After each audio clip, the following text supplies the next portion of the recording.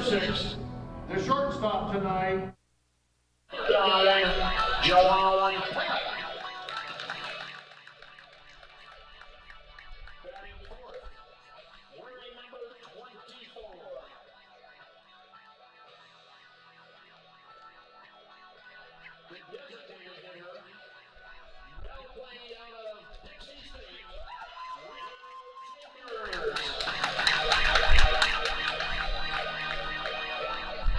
Batting fifth, wearing number 18, the third baseman.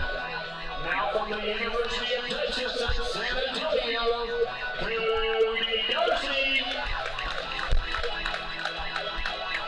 Batting number 6, wearing number 3, the center fielder, also from Oregon State University, Michael McDowell. Batting 7th, wearing number 36, the second baseman from Loyola Marymount, Patrick Stark. Batting 8th, wearing number 41, the catcher, playing out of the Pacific, Isaac Louise. Batting 9th, wearing number 8, the first baseman from Eastern Oregon University, Brooks Dyer. Starting pitcher tonight for the Raptors is number 38 from Oregon State University, Jared Hunter. Head coach for the Raptors is Chris Campbell. Pitching coach is Daniel Walla. And the assistant coach is Nick Allen. Now, Raptor fans, put your hands together and you're welcome to your mascot, Walla the Raptor!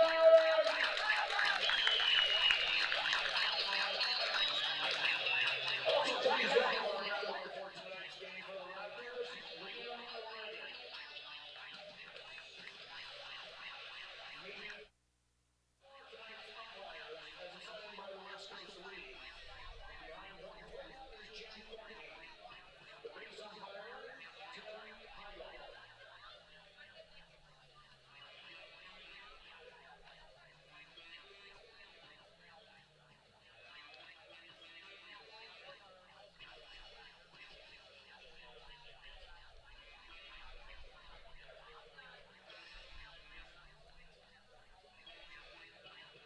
Fans must be aware that all of that may leave the playing field at any time, and should enter the spectator areas. We remind you to please pay attention while you enjoy the game. Also, please restrain the kids from climbing on the fences after calling ball.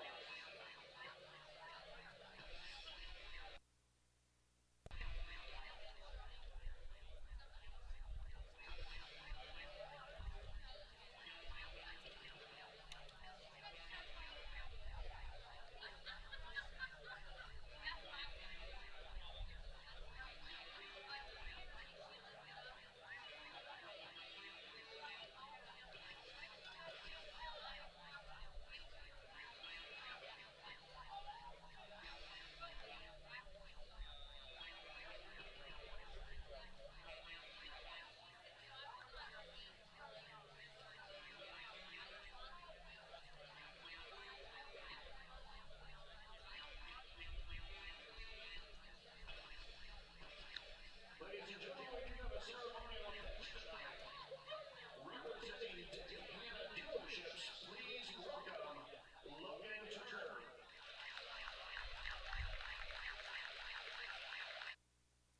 This is Ridgefield Raptors baseball. The pregame show starts right now.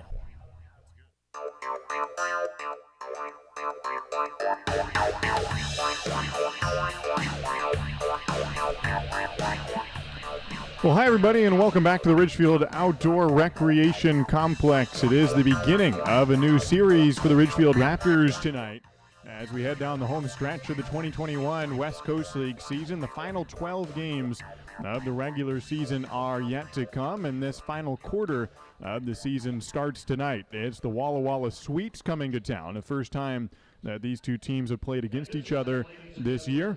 and this series begins tonight. We'll step aside for the national anthem, get you the starting lineups after the anthem. Thanks so much for joining us on the Raptors live stream.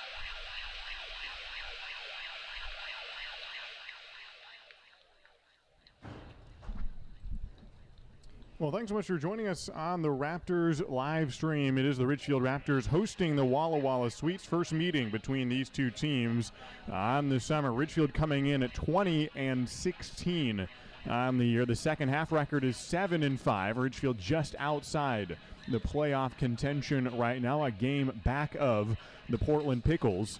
And so Ridgefield trying to make up some ground. They do have the tiebreaker over the Pickles, and so if they outplay Portland by one game the rest of the season, they've got 1/4 of the year remaining, then Ridgefield would make the playoffs for the first time in franchise history. Walla comes in 14-25 is the record on the year for the Sweets. They're in the Northern Division, so this is a cross-divisional matchup. And so these games do count for the West Coast League standings, but they aren't fighting against each other for a potential playoff berth. As it stands, Bellingham and Yakima Valley seem like the playoff teams in the Northern Division, but we'll see. That one's up for grabs. Meanwhile, the Southern Division's a hard fight, and it looked like it might come down to the Ridgefield Raptors and the Portland Pickles fighting for that second spot behind the Corvallis Knights. Here's the starting lineups as announced by Chris Cota, the head coach for the Ridgefield Raptors. On the mound tonight for the Ridgefield Raptors is Jaron Hunter out of Oregon State University by way of Damascus, Oregon, with his parents looking on. Just met his dad, Kent Hunter, earlier today. So his parents looking on and some family watching on the live stream. Jaron gets the ball today for the Ridgefield Raptors in his 5th start of the summer. Leading off for Ridgefield will be Caden Connor, the right fielder out of Cal State Fullerton, also with his parents looking on. Dave and Bobby traveling up from Fullerton or Anaheim area. Wade Meckler bats second for Ridgefield, the left fielder from Oregon State, making his West Coast League debut tonight. John Peck, the shortstop from Pepperdine, bats third. The cleanup hitter and designated hitter out of Dixie State is Will Chambers. Batting 5th for Ridgefield, the third baseman is Cody Darcy, just signed to UT San Antonio. Batting 6th out of Oregon State, the center fielder is Micah McDowell. Batting 7th, the second baseman from Loyola Marymount is Patrick Stark. Batting 8th, Isaac Lovings, who returns to the Ridgefield lineup after the 2019 season when he played a few games for Ridgefield. He's the catcher making his season debut for the Raptors. He bats 8th, and behind him, also making his Ridgefield debut today, comes from the Northwest Star Academy, the Nighthawks, who played against Ridgefield earlier this year. He plays first base today. It's Brooks Dyer rounding out the lineup for the Walla Walla Sweets, who come in off a 3-game sweep at the hands of the Corvallis Knights, including 2 straight walk-off losses last night and the night before down in Corvallis. They bust up today. Here to Ridgefield, we start out a series with their head coach, Larry Price, leading the way against the Ridgefield Raptors, 2 teams that are tied in record against each other and head-to-head 3-3 in the 1 year they played against each other back in 2019, the inaugural year for the Ridgefield Raptors. So this game will break that tie, as these 2 teams will have 2 series the rest of the way. This series this weekend, and then the final series of the regular season when the Ridgefield Raptors go up to Walla Walla August 10, 11, and 12, and then potentially go on to the playoffs, which would start 2 days later on the 14th. We're ready to go here in Ridgefield. I'm Josh Warden. Glad that you are tuning in from wherever you're at, whether you're in Salem or Seattle or Columbus, Ohio, wherever you may be.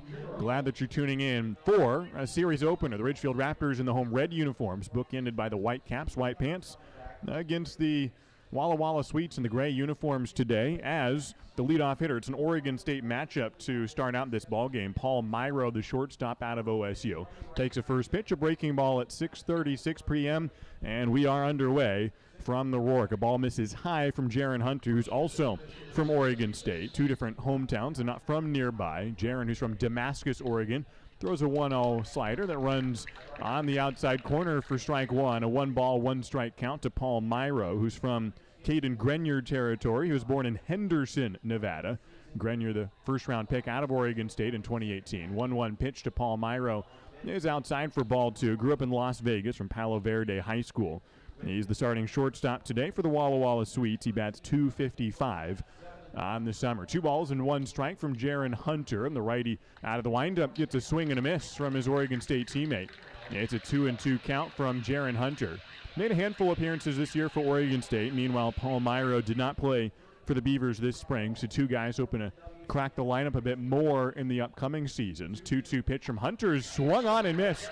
And he gets the better of his Oregon State teammate.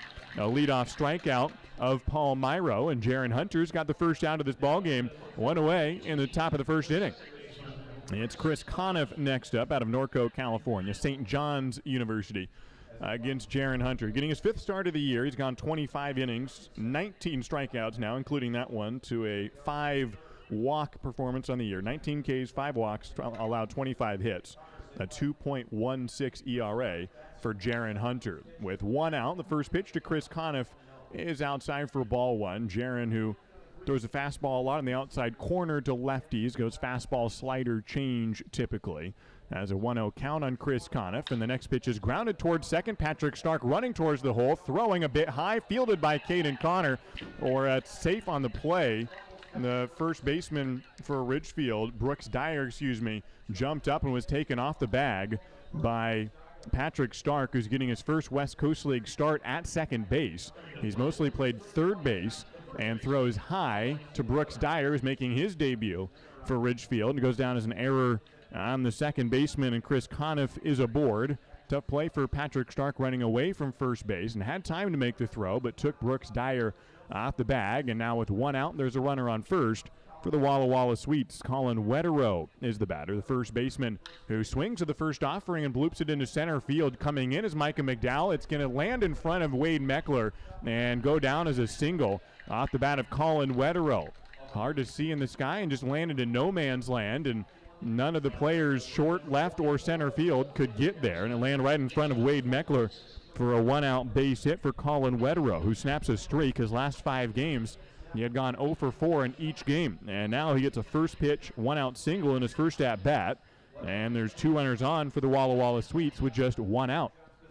Next batter is the cleanup man, Justin Folds, the third baseman, also out of St. John's. 3 straight players in the Walla Walla lineup out of St. John's, which is based in Queens, New York. With 1 out, Jaron Hunter from the stretch now and throws outside ball 1. Our home plate umpire tonight, Jim Courtney. In the field is Tim Heigl. 1 ball, no strikes, 1 out. Top of the first inning, no score in this contest as Ridgefield tries to get into the win column. They're on a 4-game losing streak. That's on the back of a 6-game winning streak. So, thus, Ridgefield 6-4 in their last 10 games. The 1-0 pitch is fouled back, and it's a 1-1 count to Justin Foles, who comes in with a .227 batting average for the 22-year-old from Monroe, Washington. 3 guys from New York, the New York-based university in Queens, all from St. John. 3 guys in a row in the lineup. 2 of them are from the Pacific Northwest, or from the West Coast at least. Foles, for example, is from Monroe, Washington. He's got runners in first and second with 1 down. In the top of the first inning, Jaron Hunter from the stretch fools him with the off-speed. And a swing and a miss from Justin Foles. It's a 1-ball, 2-strike count from Jaron Hunter with 1 down here in the first inning. Jaron, who's alternated between 5 and 6 innings in his starts, most recently going 5 innings in Port Angeles, so he's on pace to go 6 innings here, especially if he can get out of this jam with 1 out in the first inning. The 1-2 pitch is a fastball off the plate. It's a 2-2 count from Jaron Hunter. Ridgefield lost their first 2 starts when Jaron was pitching. He didn't get the decision in either one of them, but Ridgefield lost both those games. Then his most 2 recent starts, they've won both games. He got the decision. Ground ball to Brooks Dyer, the first baseman. He'll throw to second, get the out. The throw back to first is in time to get the double play. Tim Heigl says out at first, and the double play is completed, and Ridgefield ends the inning on a 3-6-3 double play.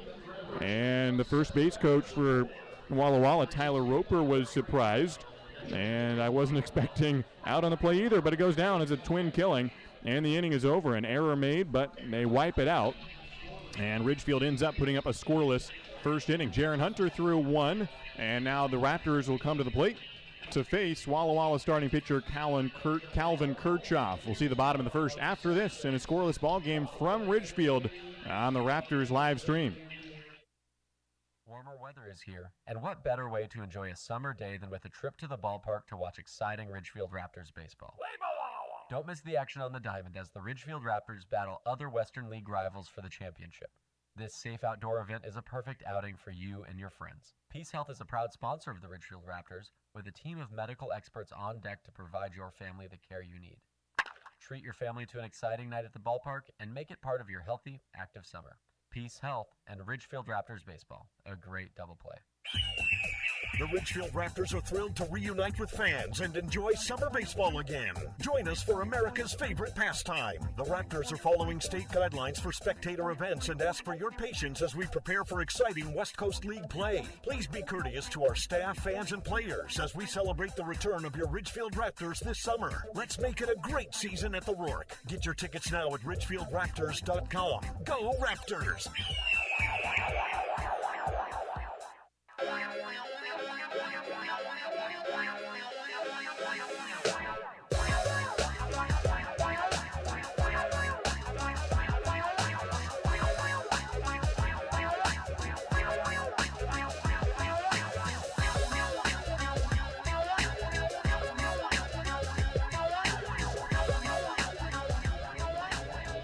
Welcome back to the Ridgefield Outdoor Recreation Complex. Glad that you're with us for this series opener between the Ridgefield Raptors and the Walla Sweets. It's a scoreless ball game so far from Ridgefield, as Caden Connor will lead off against Calvin Kirchhoff, who's out of University of Washington in the middle of transferring there from Bellevue College. He's a 6'4", 215-pound sophomore out of Sammamish, Washington, has an ERA of 2.45. The right-hander comes to the plate for his first pitch of the ball game. It's a strike to Caden Connor.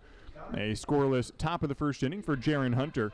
And we are on to the bottom of the first with Caden Connor at the plate out of Cal State Fullerton. His parents on hand here to watch the ball game. 0-1 pitch is a looper towards second base, and it's attempted for by Conniff, and he can't get there. It lands into shallow right center field. It's a base hit for Caden Connor, a leadoff single for Caden. And Ridgefield is on the move here in the bottom of the first inning with Wade Meckler now coming to the plate. After Caden Connor singles, he had a walk-off run on Tuesday against the Redmond Dudes in that non-league game, the only player to score. Bottom of the ninth walk-off with Brady Casper getting the base hit. And Ridgefield won on Tuesday. A couple non-league games, and so back to West Coast League action this weekend, and 12 straight West Coast League games. No more non-league games on the season as Wade Meckler takes outside. Ball one. It was Wade's college teammate, Brady Casper, with the walk-off base hit on Tuesday. Both guys out of Oregon State. Meckler, who played in those 2 non-league games, those are his first 2 games in a Ridgefield uniform. So this is his West Coast League debut in this game against the Walla Sweets. As we got 12 games in 14 days to close out the regular season. That starts tonight. Meckler continues the at-bat with the ball outside. 2-0 is the count to Wade, who's from Yorba Linda, California. Spent the summer so far in Vancouver, working out at New Athlete, a gym that Logan Ice helps work at. He's a former Oregon State player. 2 balls and no strikes, no outs, no score in this contest. We're in the bottom of the first inning. Kirchhoff throws outside for ball 3. And Wade Meckler, who didn't get a hit in those 2 non-league games, but did walk 4 times combined between the 2 contests, is now ahead 3 balls and no strikes from Calvin Kirchhoff, a matchup between 2 Pac-12 guys. Kirchhoff headed to University of Washington. Meckler already at Oregon State. 3-0 the count from Kirchhoff, and a fastball that is low for ball 4. And Wade Meckler in his first plate appearance against the West Coast League team sees 4 pitches. They're all balls. And now Ridgefield has runners on first and second, and nobody out as John Peck to the plate, hitting .327 on the summer. John Peck is up with nobody out. Will Chambers on deck, 2 guys hitting over 300 with around 30 RBIs apiece, both near the league lead. So good situation here for the Raptors in the first inning, but just because you got a good opportunity doesn't mean you're going to take the lead. Got to do the job here. John Peck is at the plate. Snapped a 14-game hit streak in the Bellingham series, which is Ridgefield's most recent series against a West Coast League opponent. Third baseman playing in for John Peck takes a breaking ball for a strike. Third baseman Foles even with the bag. The other infielders further back, including the double play combo of Myro and Conniff playing in double play positioning. Runners in first and second for the Raptors, nobody down. In the bottom of the first inning, no score yet between the Raptors and the Sweets. Outfield playing fairly deep in a big hole in right center field. John Peck slices one foul into the netting. The wind is blowing somewhat steadily out towards right field here at the Rourke on a partly cloudy day. Fairly warm temperatures this weekend here in Ridgefield, so it could play well for some long balls this weekend, especially for a team like Ridgefield, which leads the league in home runs, a whopping 27 of them on the year. John Peck gets another foul ball. Still 91 degrees here in Ridgefield. We'll hit the low 80s by this game's conclusion. Highs of 88 tomorrow and Sunday. Another 6:35 start tomorrow, and we'll close out this series at 1:05 p.m. on Sunday afternoon. No balls and 2 strikes to John Peck, trying to get the first run on the board for either team. We're in the bottom of the first inning. Nobody out, 2 runners on. Kirchhoff looks back at second. The righty bloops a off-speed pitch that's fouled away by John Peck, and it remains a no-ball 2-strike count to John. Out of Pepperdine University, Walla is the one other team that signed some Pepperdine players, one other West Coast League team. So John, for the most part, has been the only guy, and even the 2 pitchers that Walla had, they've both since gone home. And so John Peck is the lone remaining wave from Pepperdine and facing a team devoid of his college teammates. So basically he's the only Pepperdine guy in the league facing Walla and has runners in first and second. The 0-2 pitch is outside and low, blocked by Ayers, the catcher. And the runners hold at first and second. 1-2 is the count, nobody out. Bottom of the first inning, and Ridgefield has runners in first and second. John Peck, who broke that 14-game hit streak against Bellingham, ended up going 1 for 13 in that series, but has been hitting really hot over the last month, or really the whole summer for that matter. 11 doubles and 3 home runs. The 1-2 pitch is inside. He raises his fist to avoid the 90-mile-an-hour delivery from Calvin Kirchhoff, and now it's 2 balls and 2 strikes to John Peck. Ridgefield at 20-16 on the year. We're 2 games over 500 in the first half. And that's same for the second half so far, 7-5 after the midway point for the Ridgefield Raptors. Here's the 2-2 pitch from Kirchhoff. It swung on and hit at the plate, fouled backwards, and another foul ball for John Peck. And so the at-bat continues for John off of Calvin Kirchhoff, who's had a couple quick at-bats for the first 2 guys, a 4-pitch walk and a 2-pitch single for Caden Connor. He's up to 11 pitches now. John Peck, who's fouled off 4 pitches now on the at-bat. As runners in first and second with nobody out. Kirchhoff from the stretch. Looks back at second at Caden Connor. Comes to the plate. Hard hit fly ball to left field. This will take Wood back to the wall. It's going to get all the way over the fence in left center. John Peck has blasted his 4th home run of the year. The Raptors have claimed a 3-0 lead in the first inning with still nobody out.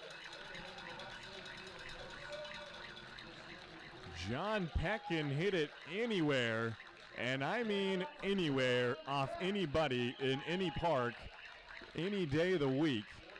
And he's hit his 4th home run of the year. He's already hitting .327. And that is quite the way to start out a series. A 3-run home run, so Ridgefield goes single, walk, homer, and it's a 3-0 ball game. That's debilitating for the Walla Sweets, who are coming off 2 straight walk-off losses, and now they get down 3-0. In the first inning, Will Chambers, who's leading the team in home runs, is next up and takes a ball outside from Calvin Kirchhoff. And so Caden Connor scores. Wade Meckler scores for the first time in the West Coast League. It's 3-0, the Raptors on top. Here in the bottom of the first inning, still nobody out. A reset for the Sweets. They hope to go 1-2-3 here and keep on going, and you got plenty of time to make up the deficit, but 3-0 is a good start for Ridgefield. A strike at the knees for Will Chambers. It's 2 balls and 1 strike to Will. John Peck up to 35 RBIs now on the year, and so he is leading the league in that category. A check swing for Will Chambers, and it's called a strike. He overtakes his teammate Kobe Morales on that 1 hit. He was 2 behind Kobe, who has not only had the team lead but the league lead, and John Peck jumps into first place with 35. The 2-2 pitch is swung on and fouled away by Will Chambers. And with the bases empty, it remains a 2-2 count. In the bottom of the first inning, 3-0 is the score. Ridgefield on top. A team that already leads the league in runs, just under 7 per game. Walla by comparison is second to last in runs per game, 4.4. in that category. 2-2 pitch to Will Chambers is hit into left center field. This one's driven pretty far. This one will get all the way to the wall and hit the top of the fence. Will Chambers will sprint for second. He might have his 8th double of the year, and he will hold up at second base for a no-out 2-bagger, and the Ridgefield Raptors cannot stop hitting extra base hits. A homer and then a double back-to-back to the same part of the ballpark. Nearly hit the 360 mark at the left center power alley, and Will Chambers has doubled, and still nobody out for the Ridgefield Raptors. That's quite the way to come off the Bellingham series when Ridgefield got shut out in that middle game. They ended up scoring almost the fewest runs all year long in any series. Lost 3-1 the opener, 1-0 the next day. It was the first and only 1-run, 1-0 game they had ever had in West Coast League play. Cody Darcy is next up and takes a strike on the outside edge. 0-1 the count to Cody Darcy. Runner on second with a 3-0 lead for the Ridgefield Raptors. 1 game behind the Portland Pickles in the standings, and so this game's big. And it's been a good start for Ridgefield. Cody Darcy at the plate. The 0-1 pitch is swung on, and he drives this one to left field. This one's going to get all the way to the wall, and it'll land in front of the fence and bounce into the bullpen. It is a ground rule double that'll score Will Chambers, and Cody Darcy notches an RBI double. The Raptors have taken a 4-0 lead in the first inning, and there ain't nobody out yet. This inning has gone single, walk, home run, double, double. And Micah McDowell will try to join the party next. Cody Darcy's 8th double of the year, so he and Will Chambers both get their 8th doubles of the year back-to-back. It scores Will Chambers, who scores his 20th run on the summer, and Cody Darcy picks up the RBI. Now a runner on second, nobody out, and Calvin Kirchhoff is going to have a conversation, and there's going to be a pitcher running out to the bullpen for the Walla Sweets. Kirchhoff, who came in with an ERA of 2.45. He has not allowed more than 2 earned runs in any start this summer, and he's allowed 4 earned runs, and he has yet to get anybody out. And this is the best offense in the league for Ridgefield, and if you didn't know that already, then you're going to find that out in a hurry. And a team that averages 10 hits a game, 80 doubles on the year, which is easily in first place. They picked up 2 more this inning. Micah McDowell at the plate out of Oregon State University as a runner on second. After the mound visit, Kirchhoff will try to get his first out of the ball game. A swing and a high fly ball to left field. It might be playable for Nation Wood, and the left fielder does drift over and make the grab. So here's an out for the Walla Walla Sweets, a fly out to left field. One down in the bottom of the first. Ridgefield scoring 4 runs so far. Patrick Stark is the next batter, the incoming freshman at Loyola Marymount University. So runner on second for Ridgefield, and one out now. The Raptors also leading the league in batting average at .280 on the year. The Walla Walla Sweets at .230. That's 7th in the WCL. Runner on second, one down. Off-speed pitch to Patrick Stark, who takes it for a strike from Calvin Kirchhoff. He had allowed 1 earned run, 2 starts. He allowed 2 earned runs in 1 of his starts. So he's 1-1 on the year. This is his 4th start of the summer. He's tended to allow a lot of unearned runs as a foul ball hits the bat twice of Patrick Stark. Swung at it, hit the dirt, bounced up off the barrel, and a foul ball. On deck is Isaac Lovings, waiting for his first at-bat of the 2021 summer. Brooks Dyer will follow him. Walla Walla is 2-1 when Calvin Kirchhoff starts. A transfer to the University of Washington. The 0-2 pitch, Stark starts to swing at it. It's outside. Did he go around? No, he did not, and the at-bat continues a 1-2 count. One down, bottom of the first inning. A 4-0 lead for the Ridgefield Raptors. Kirchhoff had struck out 25, allowing just 7 walks and 12 hits, and he's already allowed 4 more hits in this inning and 4 runs. The 1-2 pitch to Stark, and he hits it right back to the pitcher off the hands, and Kirchhoff makes the catch on a softly hit line drive, and Darcy digs back and dives into second safely without a throw. So it's a line out back to the pitcher, not very hard hit, just kind of jammed him and lifted a ball that never really got above the head of the pitcher. Kirchhoff made the catch, and that's the second out of the inning. Bottom of the first, and it's Isaac Lovings to the plate. He did play for Ridgefield back in 2019, just a few games late in the year, and he comes out of Reno, just finished out his college baseball, or his summer for the Reno Rams, originally from Portland, went to Beaverton, and making his debut this season. Takes a pitch outside, 1-0 the count to Isaac Lovings, the starting catcher tonight. Plays for the Pacific Boxers in Forest Grove. The 1-0 pitch from Calvin Kirchhoff. Up coming out of the stretch, he throws, gets a swing and a miss from Lovings. It's a 1-1 count. Ridgefield 4 runs on 4 hits this inning. And no errors. Have a runner on second in Cody Darcy, and 2 down.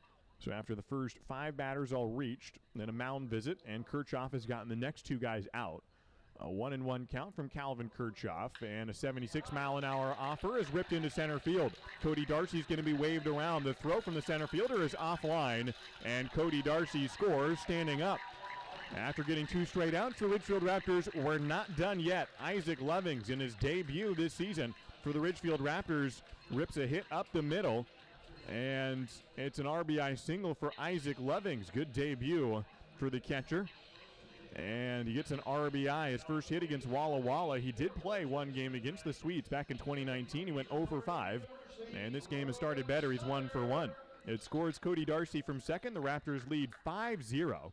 And it's Brooke Dyer now making his debut. Takes a strike to open up the at-bat from Calvin Kirchhoff. Brooks Dyer, who played for the Northwest Star Nighthawks this whole summer. He's been the shortstop for the Nighthawks. Played against Ridgefield 3 games between those 2 teams. The 0-1 to Dyer's inside for ball 1. Brooks plays for his dad, Casey Dyer, who's the head coach for the Nighthawks, a team based here in Ridgefield, sort of a feeder program for the Raptors. And so Brooks Dyer jumps up to the Raptors and making his debut today playing first base. 1 ball and 1 strike to Brooks with a runner on first and 2 down. A fastball at 89 miles an hour catches the outside edge, and it's a 1-2 count to Brooks Dyer. He's an infielder, mostly shortstop, plays first. He's from Vancouver, went to Hawkinson High School, and competes for Eastern Oregon University, his 3rd college in his post-high school career. Is a 1-2 count from Calvin Kirchhoff. And an off-speed that's ripped down the 3rd baseline through the legs of Chris Coda, and a foul ball that Coda watches go by, plays some Ole defense, and goes into the bullpen for Ridgefield down the left field line. 1-2 is the count, runner on first. Ridgefield has batted around the order here. This is the 9th man in the lineup. Caden Connor is on deck, who started this whole thing with a single on the 2nd pitch of the first inning here in the bottom of the first. A ball outside to Dyer. It's a 2-2 count, 2 down. Caden Connor singled, Wade Meckler walked, John Peck homered, Will Chambers doubled, Cody Darcy doubled, and Isaac Lovings singled. 2-2 pitch is on the outside edge, and Ridgefield does bring up 9 batters. Dyer strikes out to end it, and it's a 5-run inning for the Ridgefield Raptors. 5 hits, no errors, 1 left on first base, and Ridgefield strikes first, and they strike in strong fashion. Jaron Hunter has some run support to work with. He'll come back out in the top of the second inning. After this break, it's the Ridgefield Raptors 5 and the Walla Sweets 0. Baseball is back, and Peace Health is excited to once again sponsor the Ridgefield Raptors as they vie for the West Coast League title. Raptors games make a great family outing. Bring the whole crew to the ballpark to enjoy a safe, fun outdoor event featuring the thrills of Raptors baseball. As the largest health provider in Clark County, Peace Health is ready to step up to the plate and keep your family in the game, whether it's a routine appointment or specialty emergency care. Peace Health and the Ridgefield Raptors, 2 great teams. The Ridgefield Raptors are back, where the entire family can watch top-level college baseball players live at the Rourke. Now, kids 12 and under get in free with a paid adult for all Sunday afternoon Raptors games. Enjoy local Southwest Washington baseball with the whole family this summer. Sunday games are at 1:05 and are presented by Peace Health and the Columbian. Come cheer on your Ridgefield Raptors all season long. Get your tickets now at ridgefieldraptors.com. Go Raptors!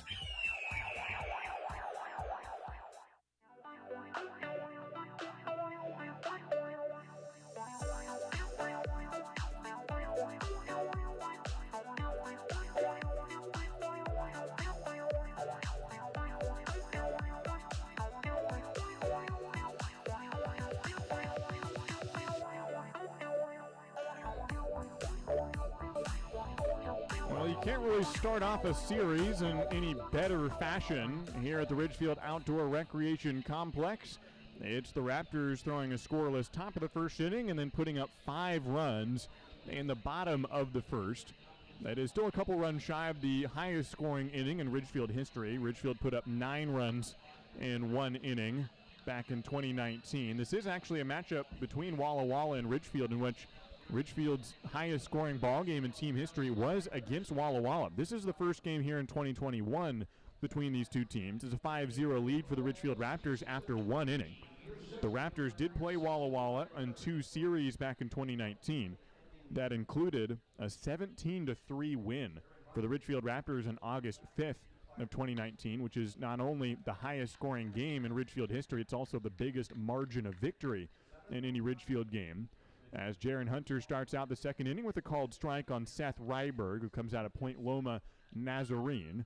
The 0-1 pitch from Jaron Hunter, a off-speed pitch outside for ball 1. 1-1 count for Jaron Hunter, allowed 1 single in the first inning, but then got a double play, a strikeout as well along the way. A microcosm of his season. He's got an opponent batting average that's decent but not great at .260, but an ERA that's really solid at 2.16. Throws outside for ball 2. 2-1 the count, so you take that into the first inning. Had an opponent batting average of .333, 1 for 3 in the inning, but no runs allowed. So there's a good example of what Jaron Hunter does. Ground ball towards the second baseman, Patrick Starkfield's on 3 hops and wings it to first for the out.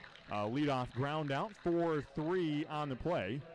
And there's 1 out here in the second inning. Ridgefield leads at 5-0. Here in the top of the second, it's Matt Clark next up, an incoming freshman at University of Arizona. He's from Upland, California. He's the right fielder tonight for the Walla Sweets. So Jaron Hunter continues here, the right-hander out of Oregon State. His father, Kent, here on hand, both of his parents, in fact. And got his grandparents always watching from Redmond, his brother from Columbus, Ohio. Ground ball down the third baseline, fielded by Cody Darcy. It's ruled fair territory. The throw to first takes Dyer off the bag, but he applies the tag on Matt Clark, and the out is recorded. Fancy play by Brooks Dyer, who's not normally a first baseman, and he slaps the tag down as his cleat came off the bag and got the tag safely on Matt Clark for the out. And a 1-pitch ground out, 5-3 on the play, 2 down in the inning. And still no score for the Walla Sweets. It's 5-0. Jaron Hunter now faces Will Grimm out of Loyola Marymount University, a ball outside. Patrick Stark, the second baseman, also from LMU, headed to LMU. Will Grimm, a 19-year-old 1 year ahead of Patrick Stark. The 1-0 pitch is taken for a strike, 1-1 the count. Jaron Hunter's brother, Nate Hunter, visiting some friends in Columbus. He actually pitches in the Mavericks Independent League in Salem, that league they've got down at Volcano Stadium, the Salem Kaiser Volcanoes ballpark. A blooper off the bat of Graham. It'll get in foul territory and bounce into the grass along the left field side. 2 down, a 1-2 count. Top of the second inning, a Ridgefield lead of 5-0 in this ball game. As Jaron Hunter's older brother, Nate Hunter, also played in the West Coast League. He competed for the Bend Elks in their championship year about 6 years ago when they won the West Coast League, and he pitched in that championship series. Another foul ball from Will Graham with 2 outs, remains a 1-2 count. Jaron Hunter's older brother, Nate, who pitched for Missouri Western State. They're both out of Barlow High School in Gresham, Oregon, and Jaron attends Oregon State. The 1-2 pitch is on the outside edge. Jaron Hunter strikes out the final man of the second inning. He goes 1-2-3 here in the second. He's gotten 4 outs of his last 3 batters faced. We head into the bottom of the second inning. It's still a 5-run lead for the Ridgefield Raptors. They try to extend the 5-0 advantage after this pause. Dick Hanna Dealerships is proud to welcome everyone back to support our Ridgefield Raptors. Just in time for warm summer nights with family and friends, lounging on the lawn, or eating dogs in the stands. Feels good to be back. In business for over 70 years, Dick Hanna Dealerships is a local, family-owned business with locations in Vancouver, Kelso, and Portland. Choose from thousands of cars and 12 new car brands. Experience nice in the car business. Dick Hanna Dealerships. Believe in nice. Now play ball. Oh, I love family road trips. Wind in my ears, fruits in my mouth, and peace of mind knowing Les Schwab did our tires, brakes, and alignment. Like Les Schwab, my family's safety is my first priority. Well, that and squeaky toys. Les Schwab Tires, proud to be ranked #1 in overall customer satisfaction for aftermarket tire replacement by J.D. Power 2 years in a row. For J.D. Power 2021 award information, visit jdpower.com/awards.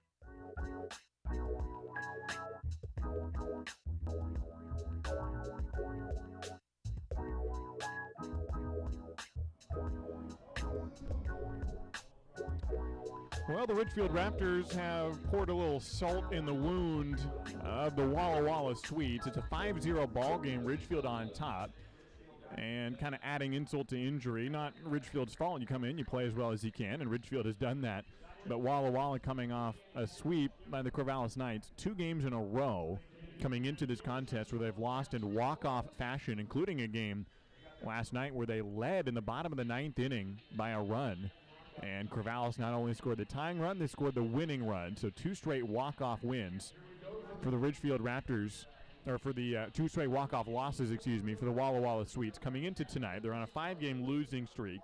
They're 5-10 in the second half, and they're 9 games under 500. 11 games under. They're 14-25 on the year. The first pitch to Caden Connor is a strike. 0-1 the count to Caden, who led off the bottom of the first inning with a single to right center field on the second pitch off of Calvin Kirchhoff, who remains the pitcher for the Walla Sweets. The 0-1 from Kirchhoff is again swung on by Caden Connor, blooped into shallow center, and the shortstop Myro will drift back into the outfield turf for the out. So Caden Connor 1 for 2 in the first 2 innings, and this inning doesn't start quite as beneficially for the Ridgefield Raptors, but still a chance for Wade Meckler to start out something. Ridgefield got 5 hits in that first inning and scored 5 runs, and they lead 5-0 in the second inning. Wade Meckler from Oregon State is next up. So on that first game in the series against the Corvallis Knights, Walla lost 6-3.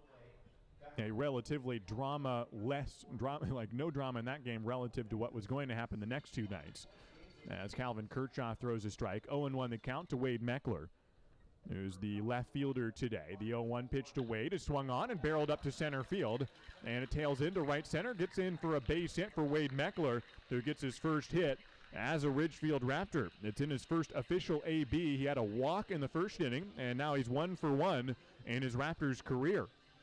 If you include the non-league games, he's up to 5 walks, and now 1 hit with a base hit up the middle. And Ridgefield back in business here. They already lead 5-0, and John Peck is coming up with a 3-run home run last inning. He's 1 for 1 on the day. It was his 4th homer of the year and one of his best, 104 miles an hour off the barrel, and it traveled 369 feet. He's hit pretty much every home run this year with this same black bat that he bought a few weeks ago. He laces one into right center field. This one might get down as well, and it'll travel all over the wall in right center field. One pitch, one homer. John Peck has gone back-to-back home runs. He's got 2 bombs in the first 2 innings of this game, and the Raptors lead it 7-0.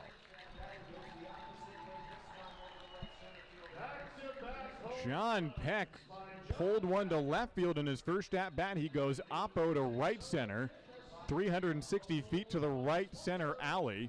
And this one he sliced over the wall for his 2nd home run of the ball game, and we still only got 1 out in the 2nd inning.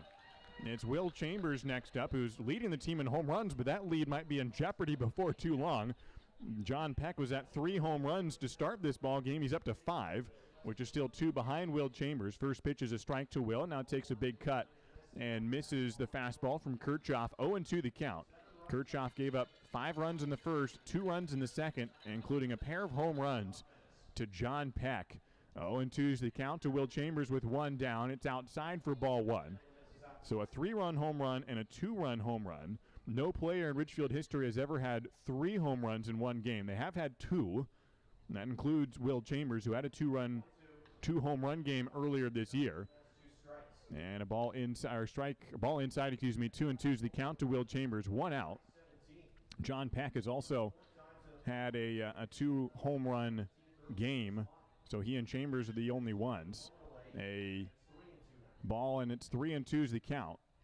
Will Chambers and Cody Darcy. John Peck had home runs in back-to-back games earlier this year, but he's got 2 here in this ball game. Here's the payoff from Kirchhoff, and it drops below the zone for ball 4. And Ridgefield now puts another runner on base. It's a walk for Will Chambers, who now has a double and a walk on the day. And Ridgefield trying to extend that 7-0 lead, rolling in the 2nd inning. And it's Cody Darcy next to the plate. Wade Meckler has scored twice today on John Peck home runs. Darcy doubled to score Will Chambers last inning after Will doubled. Now Darcy has Will Chambers on first base and 1 out. Bottom of the 2nd inning, 7-0 is the score. 7 hits on the day for Ridgefield. Kirchhoff throws in the outside, strike 1. There is a thrower in the Walla bullpen, as Calvin Kirchhoff has gotten 4 outs in this game, and it has been a rough one for him so far. 7-0 is the score. Cody Darcy at the plate here with an 0-1 pitch upcoming from Calvin Kirchhoff. Looks at the runner on first, a breaking ball that fools Cody Darcy for strike 2. Cody has played Walla before, even though Ridgefield has not played Walla all year. Cody was playing for Wenatchee back in 2019. In fact, played for the Apple Sox 2 summers and did face Walla a number of times, including in that 2019 season. An 0-2 pitch outside for ball 1.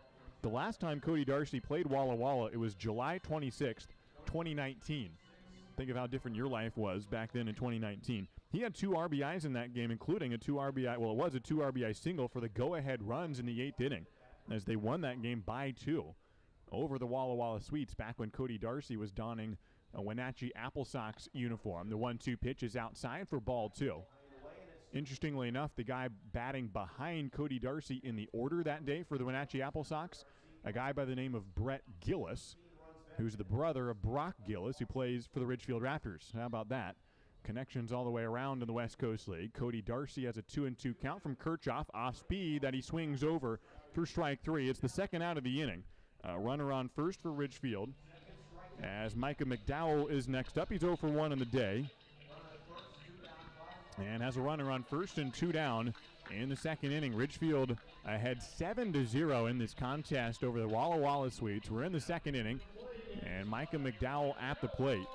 This is game number 37 on the year for Ridgefield, a team that is 47-43 all-time as an organization. Just started in 2019, when exactly 500 on the year back in 19, and 4 games above 500 this year. A ball outside to Micah McDowell, left-handed batter out of Oregon State University, the starting center fielder tonight for the Raptors. He's from Halifax, Nova Scotia, Canada.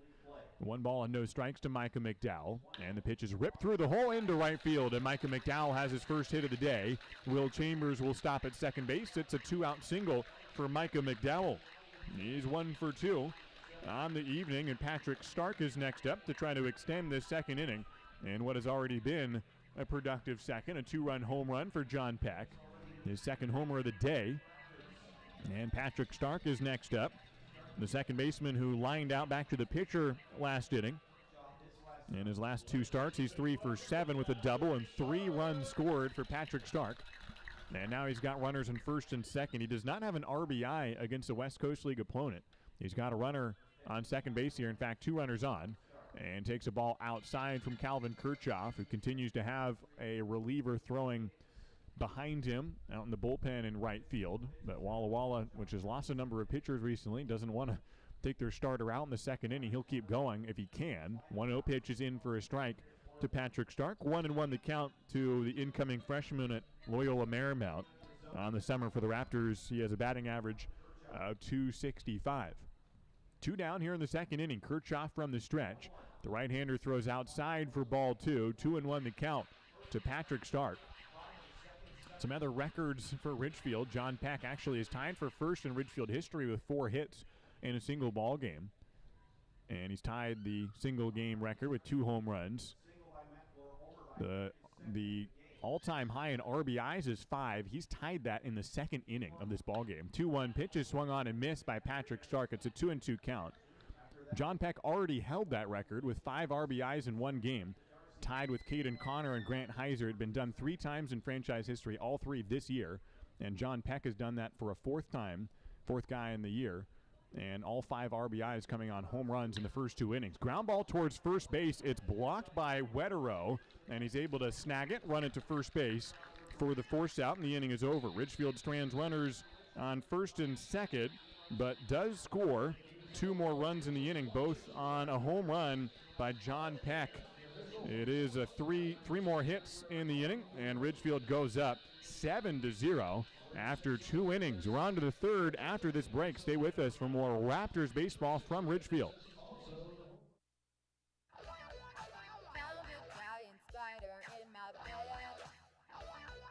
Stepped outside and a hornet stung my head. Got ants around my sink, and I am starting to think. Yes, but that I know are gonna make me pest-free. Natural pest control, killing your bugs and rodents, baby. Natural pest control. Call today, get a quote for free. Hey baseball fans, after the game visit A&A, the area's premier gaming, dining, entertainment, and meeting destination. A&A is a proud supporter of the Ridgefield Raptors and the perfect place to meet up with friends after a Raptors win for dinner, drinks, and great times. Keep the fun and excitement going after the 9th inning and grab beers at Tom's Urban, or enjoy a perfectly cooked porterhouse at Michael Jordan's Steakhouse. With 100,000 square feet of gaming space, 15 different restaurants, bars, and retail outlets to choose from, A&A has just what you need to turn your night at the ballgame into a night you won't forget. A&A, just off I-5 at exit 16, ILANIresort.com.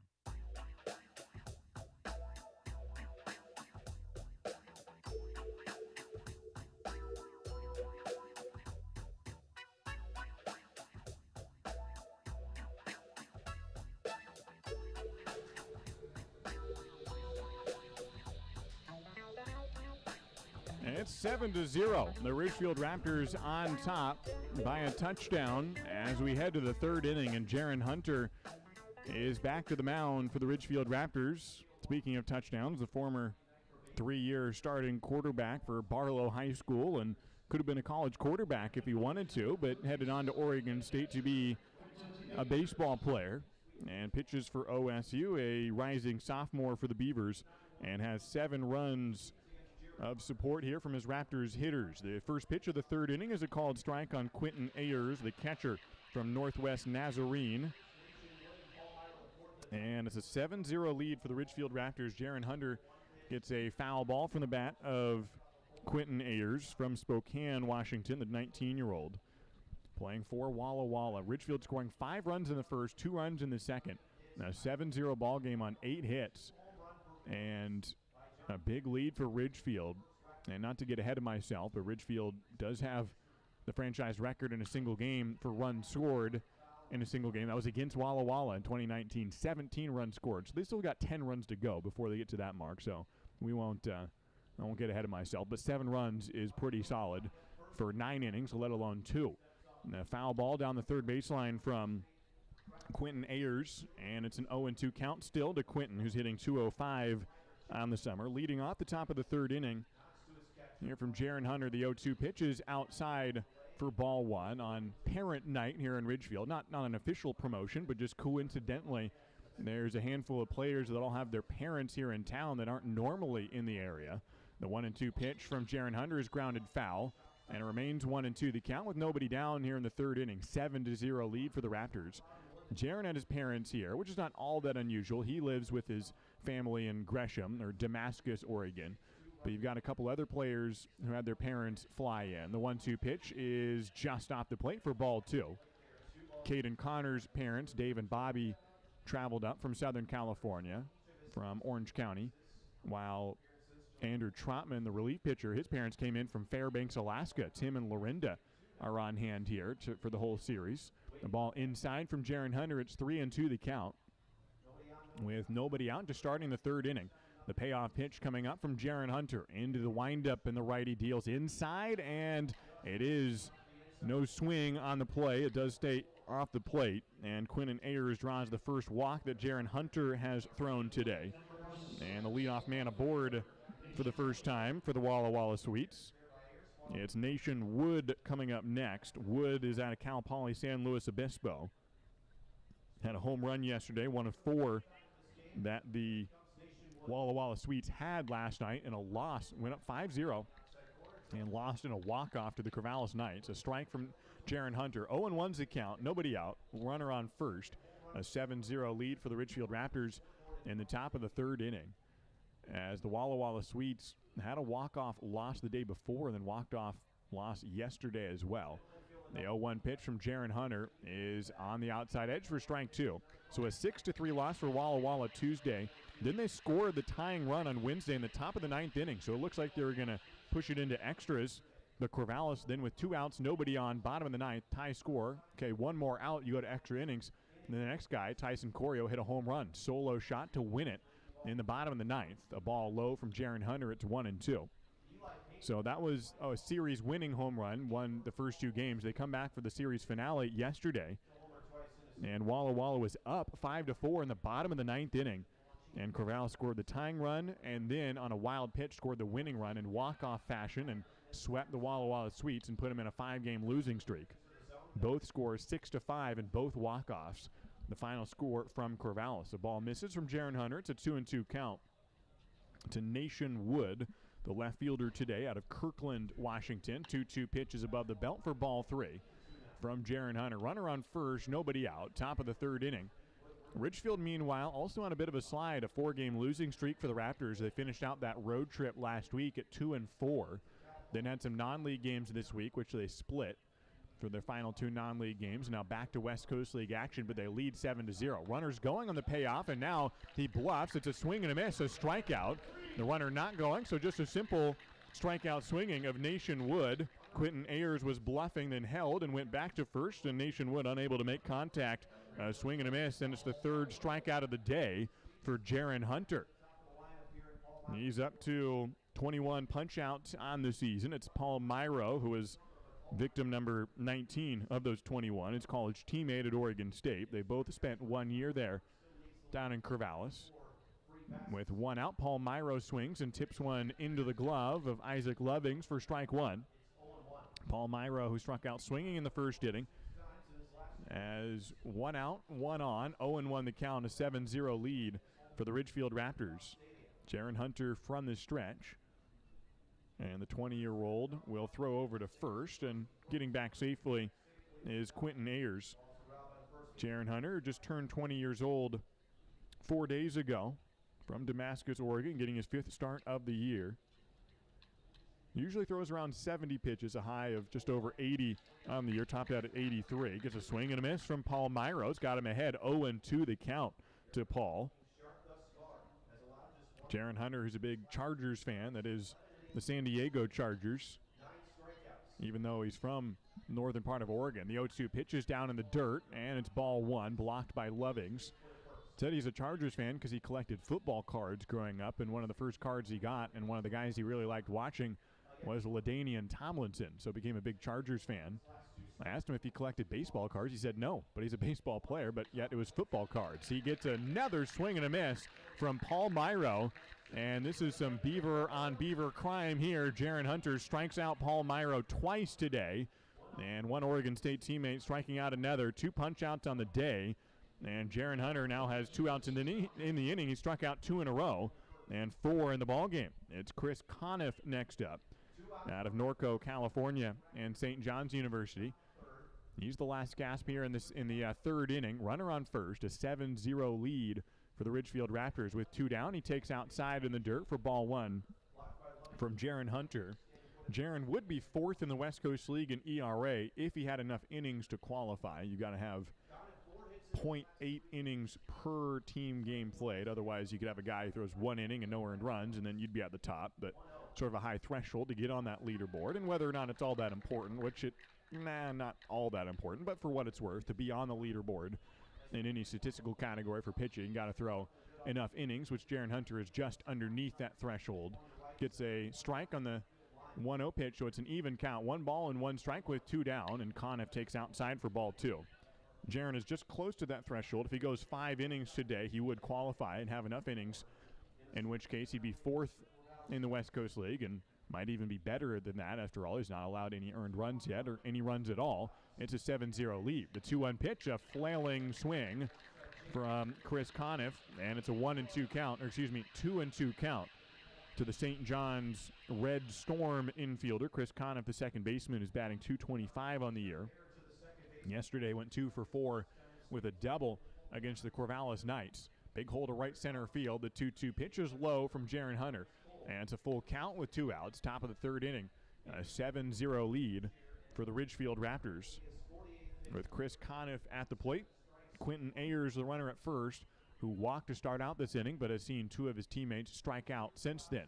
The runner going on the 3-2, and how about a strikeout decide third inning for Jaron Hunter?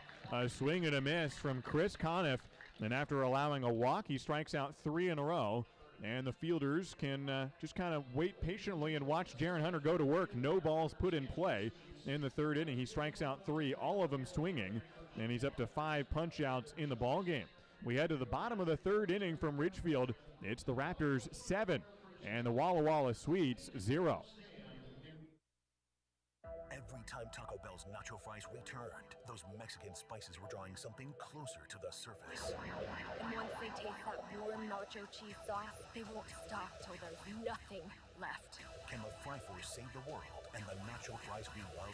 So either we fight together, or we fry alone. Or will the monsters devour us all?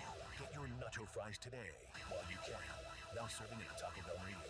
At participating U.S. locations for a limited time only.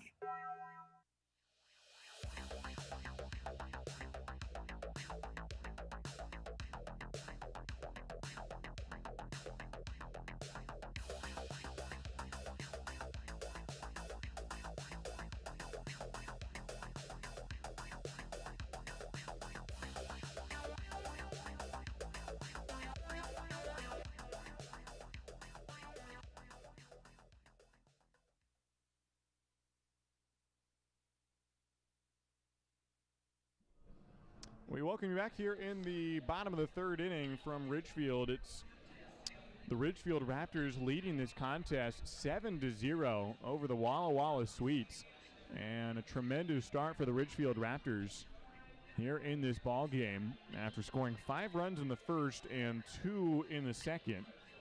And it'll be Calvin Kirchhoff coming back out for a third inning. He's given up all 7 of those runs, all earned. It'll be the 8, 9, and 1 hitters to come to the bat for the Ridgefield Raptors here in the third. Isaac Lovings, Brooks Dyer, and Caden Connor will be the scheduled batters for Ridgefield. Isaac Lovings from Beaverton, played for Concordia to start out his college career. He was a teammate of Dominic Enbody. They were both catchers and spent time together at Concordia in Portland before that university shut down. As he swings and misses the first pitch, And it's an 0-1 count to Isaac Lovings. After Concordia shut down, he and Dominic both continued their college careers at different institutions. The 0-1 pitch to Isaac Lovings is swung on and missed, and it's an 0-2 count. Lovings ended up at Pacific University in Forest Grove. He loves it there. Dominic Enbody went down to University of Antelope Valley down in Lancaster, California. The 0-2 pitch is outside for ball one to Isaac Lovings. 1-2 the count. He did play for Ridgefield in 2019 near the end of the season. Similar situation here where he joins just late after finishing out his own summer league in Nevada. Swings and misses the pitch outside, or just got a tip and into the glove for a strikeout of the catcher's glove, and Isaac Lovings is down on strikes. He's 1 for 2 in the day now. Brooks Dyer steps up. 0 for 1 in the ball game, 0 for 1 in his Ridgefield career, making his debut for the Raptors. Playing for the Nighthawks all summer. Northwest Star Nighthawks, and they're playing a West Coast League tonight. West Coast League team tonight. And so he could have been in Wenatchee playing the Apple Sox, but got the call up and said, oh, okay, I guess I'm staying here after all, playing a different West Coast League team. First pitch is a ball to Brooks Dyer, and now takes a strike to even the count from Calvin Kirchhoff. 1-1 is the count, one down, nobody on. Bottom of the third inning, a 7-0 lead for the Ridgefield Raptors. 1-1 pitch is low and away. Brooks Dyer, who's starting at first base today, just joined the team today, essentially. Got his number 8 jersey and gets the start at first. 2-1 is the count from Kirchhoff, and a breaking ball that stays inside for ball 3 to Brooks Dyer. He's from Vancouver and played for Northwest Star Academy, another college team, college summer league team that plays against a lot of West Coast League opponents, a feeder program for the Raptors. 3-1 pitch is blooped high, and it'll get out of play behind home plate. And it'll run the count full for Brooks Dyer. Started out at Clark College, then went to Benedictine University at Mesa down in Southern California. They play in the NAIA Conference of California Pacific Conference, same as University of Antelope Valley, where Dominic Enbody is. The payoff pitch is grounded to the left side by Dyer. Lands on the chalk line, is ruled foul by Jim Courtney. Must have just barely been foul, because it looked like it landed almost on the chalk line behind the bag, in which case it must have been just to the left of it, must have already been wide of the bag by the time it crossed over the third base bag. And so the count remains full, 1 out, bottom of the third inning. Ridgefield leading 7-0. So Brooks Dyer transferred from Benedictine back up north, up to Eastern Oregon University. Here's the payoff from Kirchhoff, and it is low and away. And Brooks Dyer draws a 1-out walk. So the foul ball ends up helping out Dyer. He might have beaten out that throw anyways for an infield single, but either way, he's on first. And it's Caden Connor coming to the plate. Caden, the first of 7 players to score in this ball game for Ridgefield. He singled in the first inning and started out the scoring. John Peck's home run put Ridgefield up 3-0. John Peck had another home run in the second inning. He's in the hole right now with Caden Connor at the plate, 1 for 2 in the ball game, hitting .278 on the year. His parents, Dave and Bobby, on hand. They'll be here until Tuesday to take in this series, then a day off Monday. And they can hang out before heading back down to Southern California. Caden watches the first offering from Kirchhoff for a strike. They don't have anyone throwing in the bullpen. They do have a reliever sitting on the bench for Walla out in right field. He's ready to go if Kirchhoff needs a new one, but they'll try to get as many innings as they can from Calvin, who has allowed 7 earned runs here through the first 2 1/3 innings. 1 down, runner on first, bottom of the third. Caden Connor, left-handed batter from a right-handed pitcher, and a ball high. 1-1's a count to Caden Connor. Already leads the league and has broken the record in Ridgefield single-season history with 16 doubles. Told him that earlier today. He was not aware of that, but now he is, and he broke the record, which was 12, so he has destroyed that easily and still going to continue that. 1-1 the count for Caden Connor. Throw over to first, and Brooks Dyer is back safely on the pickoff attempt. 7-0 is the score. Ridgefield on top, bottom of the third inning. 1 down here with Caden Connor at the plate. Calvin Kirchhoff from the stretch. Biggest holes to left center field. Caden lifts one high. Should be playable for the third baseman. Foles drifting over into foul territory. And he makes the catch just to the left out the left field line for out number 2. And it's Wade Meckler coming to the plate, who is batting 1,000 in his Ridgefield career. He's 1 for 1 with a single last inning. So he's already here in the 3rd inning is the 20th player to come to the bat for the Ridgefield Raptors. We've got 2 outs in the 3rd inning, runner on first. Meckler, a left-handed batter for Oregon State University, an outfielder. And the first pitch from Kirchhoff is outside. With 2 down, Meckler at the plate. Spent the summer so far in Vancouver, just joined the team for his first game Tuesday. He was working out with Logan Ice, who is a former catcher for Oregon State, the same program that Wade Meckler plays for. Logan Ice, who was a second-round draft pick about 6 years ago. The 1-0 pitch to Wade Meckler is down for ball 2. Brooks Dyer just barely gets back on a throw from the catcher that nearly ended the inning. 2-0 is the count to Wade Meckler. Logan Ice runs through this program that's called GOATA. If you've never heard of it, it stands for Greatest Athletes of All Time, or Greatest Actions of All Time, Greatest of All Time Athletes. They used a couple different acronyms, but it's called GOATA, Greatest of All Time Athletes. 2-0 is the count to Wade Meckler. Takes on the lower part of the zone for strike 1.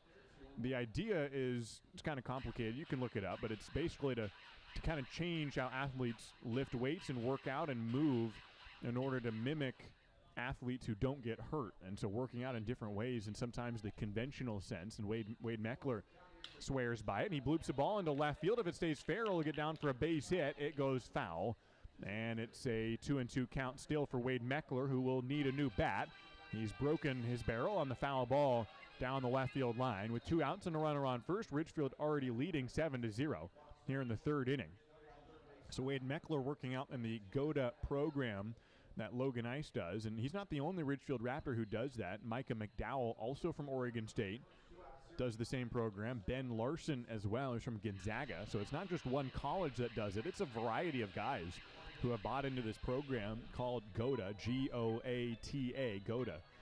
And Logan Ice is a big proponent of it. He's qualified, classified, whatever you call it, certified, that's the word I'm looking for, certified physical trainer, and works with this program. A lot of weightlifting that Wade Meckler does that he says is way different than what he's used to. A lot lower weight, higher reps, and he said he's gained 15 pounds of muscle this summer. Put on 15 pounds. And he says he's gotten sore in places that he didn't know he could get sore in. He hits one well and high to left center. Could be playable for Nation Wood. The left fielder does make the grab in left center field. And the inning is over. Ridgefield finally does not score in an inning. The Raptors do get a walk and strand a runner on first base. It's a 7-0 ball game here in Ridgefield. The Raptors continue to lead through 3 complete innings. It's Ridgefield 7. The Walla Walla Sweets coming to the bat, still scoreless.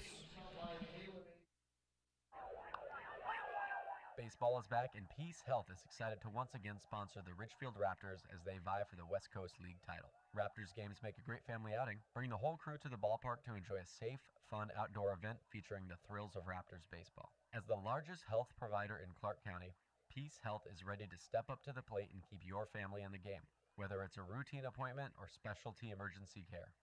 Peace Health and the Ridgefield Raptors, 2 great teams.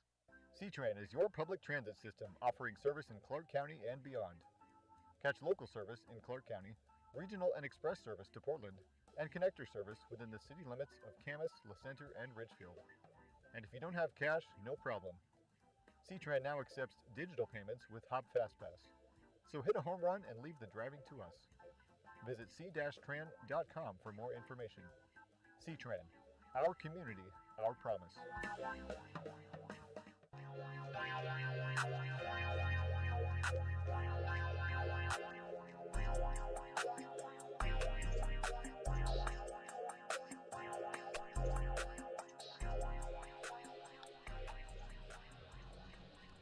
Through 3 innings from the Ridgefield Outdoor Recreation Complex, the Walla Walla Sweets coming in town. They have no runs on 1 hit and no errors. The Ridgefield Raptors 7 runs on 8 hits and 1 error. We head to the 4th inning. Jaron Hunter remains on the mound, and he will face the middle of the order for the Walla Walla Sweets. 3, 4, and 5 hole hitters for the Sweets coming to the plate. That's Colin Wetterow, Justin Foles, and Seth Ryberg.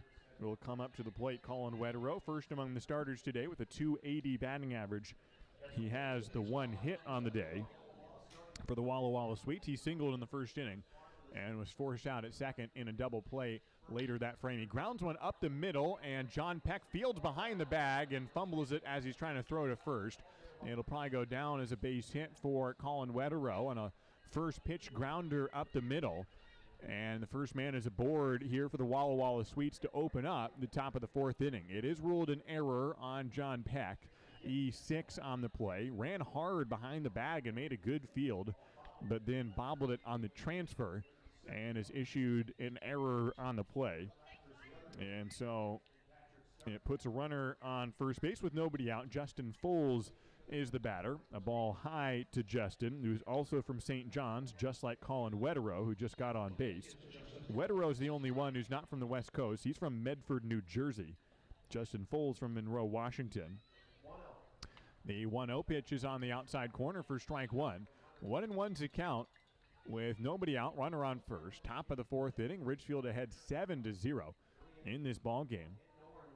Give you a little background on Walla Walla. This is their 11th year of competition as a collegiate summer league. A foul ball from Justin Foles, and it's a 1-2 count. Started back in 2010, did Walla Walla. By their fourth year, they were up near the top of the North Division and finished in first place that year. And have been a pretty good program in 2019. They went 30-23. Had a good year. Ended up losing in the divisional series to the Corvallis Knights back when they were in the same division as the Knights. They've moved divisions a lot of times, more than any other. That's a ball's down low to Justin Foles. 2 balls, 2 strikes. Runner on first, nobody out. Back in 2019, they were in the Southern Division.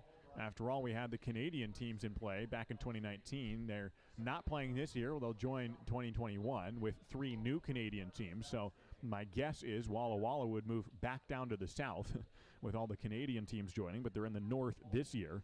And they were previously in the south, also previously in the east, back when West Coast League was structured differently. Ground ball to second, fielded by Patrick Stark, throws to second, John Peck on to first. It's a 4-6-3 double play. Right after John Peck committed an error, he makes the assist and the force out, turning the double play to get both outs, and the bases are cleared in the fourth inning. Nice play by Patrick Stark. The new second baseman moves over there, and filling in for Ridgefield at second starts a 4-6-3 twin killing. And now 2 outs and nobody on for the Walla Walla Sweets. It's Seth Ryberg next up.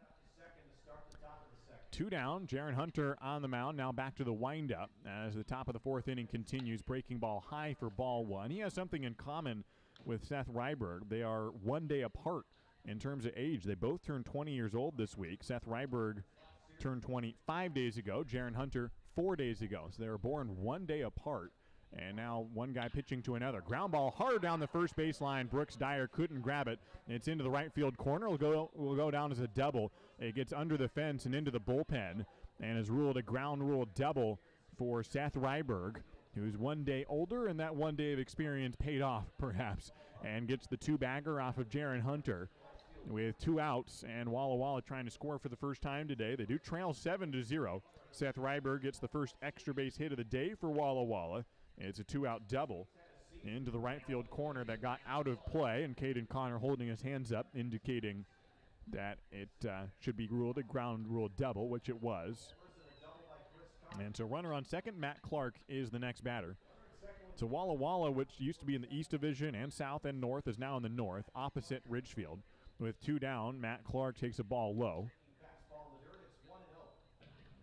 Back in 2016, they were in the North, and then Walla Walla moved into the South in 2018 after the Southern Division lost the Gresham Grey Wolves and the Kitsap Blue Jackets. So they moved to the South and then back to the North, and probably will be moving again. 1-0 pitch is down, ball 2. 2-0 the count, 2 down, runner on second. Walla Walla is 3-3 against Ridgefield, all those games back in 2019. Both teams winning the series 2 games out of 3 on the road. The pitch is grounded into the leg of Matt Clark and a foul ball. And it's a 2-1 count with 2 down and a runner on second. Ridgefield leading this contest 7-0.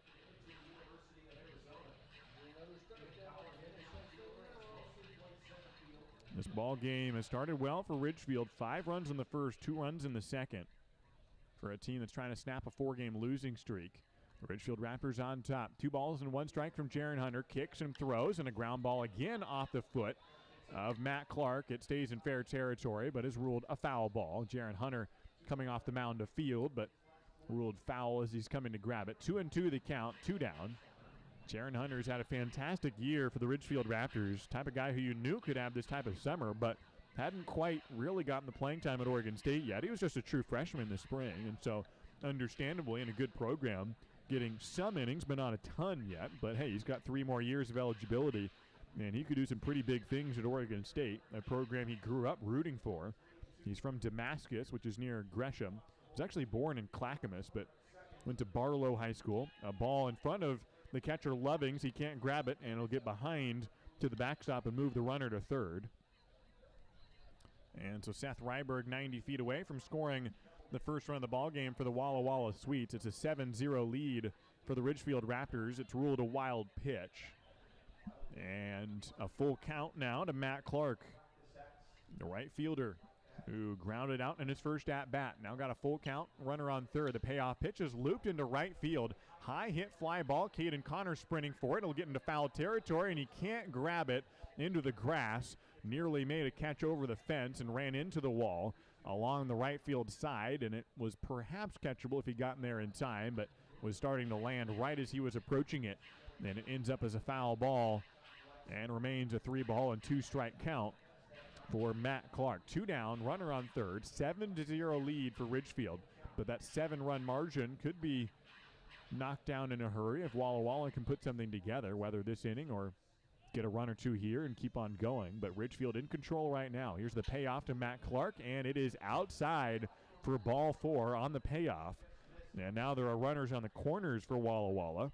After a walk to Matt Clark, and Will Grimm will be the hitter, the designated hitter for Walla. And he's had a 1 home run on the year, 243 batting average at a Loyola Marymount. The 19-year-old steps to the plate with 2 down and runners on the edges. Top of the 4th inning. A double and a walk. And now there's runners on the corners. A ball outside to Will Grimm. Struck out looking in the 2nd inning. 1 of 5 strikeouts on the day for Jaron Hunter. He usually throws around 70 pitches. He is a bit high in the pitch count, already in the 60s. Swing and a miss from Will Grimm, and it's a 1-1 count. Top of the 4th inning. We're up to 65 pitches on the day for Jaron Hunter. And so he'll probably go 1 more inning if he can get an out here, but it would be a nice one to put another scoreless inning on the board. Throws inside and low for ball 2. 2-1 the count from Jaron Hunter. Out of Sam Barlow High School in Gresham, Oregon. Got runners on the corners, 2 down. Top of the 4th inning. A 7-0 lead for the Ridgefield Raptors from the stretch. The 2-1 pitch hit foul off the bat of Will Grimm.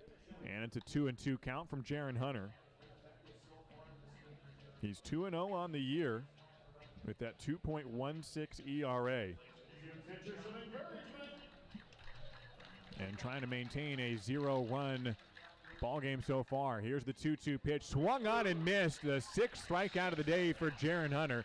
And he's gone 4 scoreless innings here in this ball game. It's still a 7-0 lead for the Ridgefield Raptors. And we're on to the bottom of the 4th inning. The Raptors to try to make that lead even bigger when we come back. Dick Hanna Dealerships is proud to welcome everyone back to support our Ridgefield Raptors. Just in time for warm summer nights with family and friends, lounging on the lawn or eating dogs in the stands. Feels good to be back. In business for over 70 years, Dick Hanna Dealerships is a local, family-owned business with locations in Vancouver, Kelso, and Portland. Choose from thousands of cars and 12 new car brands. Experience nice in the car business. Dick Hanna Dealerships. Believe in nice. Now play ball. Join the Ridgefield Raptors for warm sunshine, great food, and exciting top-level college baseball at the Rourke. Bring your family, friends, neighbors, and coworkers for a relaxing night outdoors this season. Your group can welcome us on the Les Schwab left field platform, the Leonard Holmes and Dick Hanna grass berms, or the First Centennial and Wellhaven Pet Health picnic areas. There's nothing like a Ridgefield Raptors summer baseball game. Get your tickets now at ridgefieldraptors.com. Go Raptors!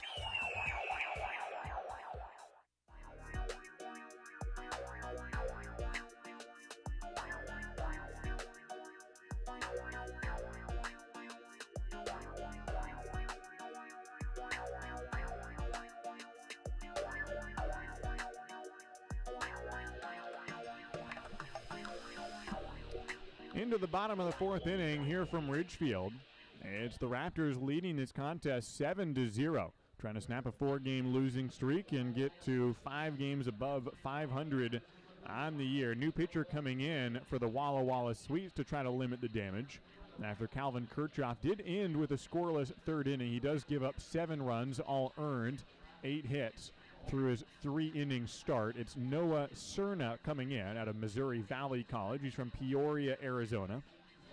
And the 5'10", 180-pound left-hander gave up 3 earned runs to Bend in his most recent performance, bumped up his ERA into double digits, 10.8 ERA on the year, making his 7th appearance all out of the bullpen for the Walla Sweets. 8 innings, 10 strikeouts, 7 walks, and 12 hits allowed by Noah Cerna.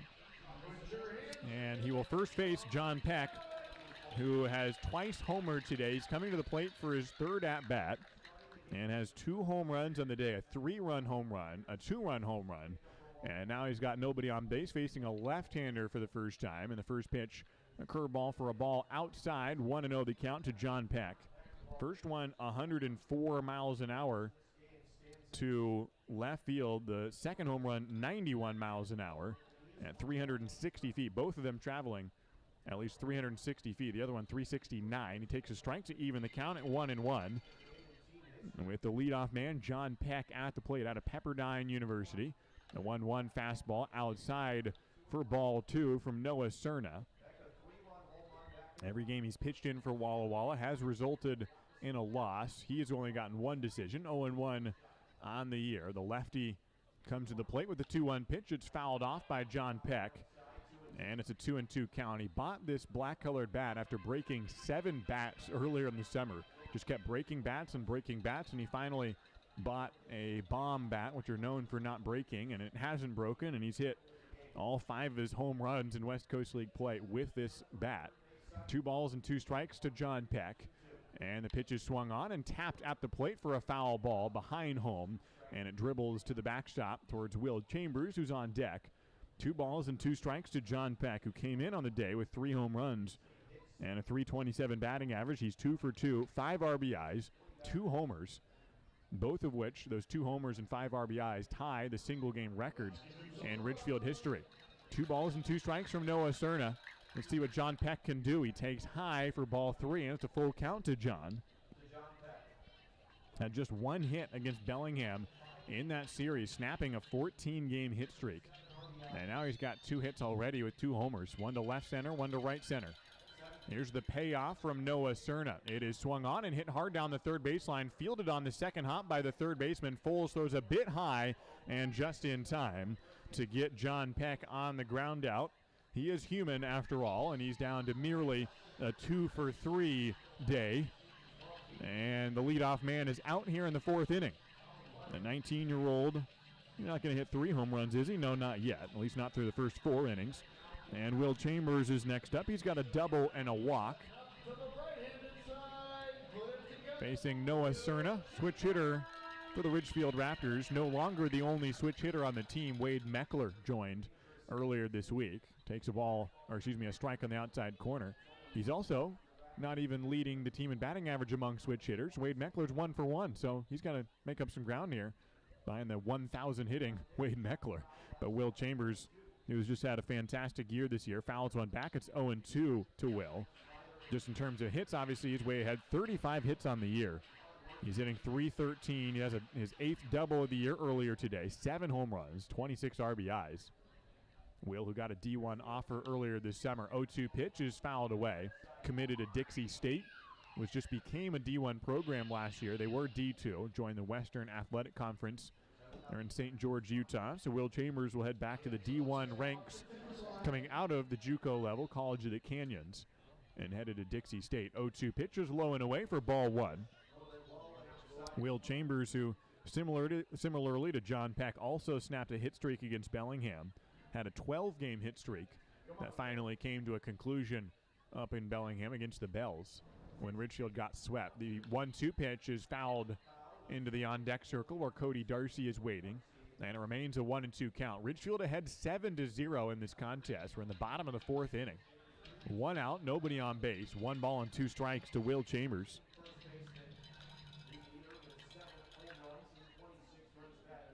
Will had that double in the first inning with the bases empty as a 1-2 pitch outside for ball 2. So he's twice come to the plate after John Peck home runs.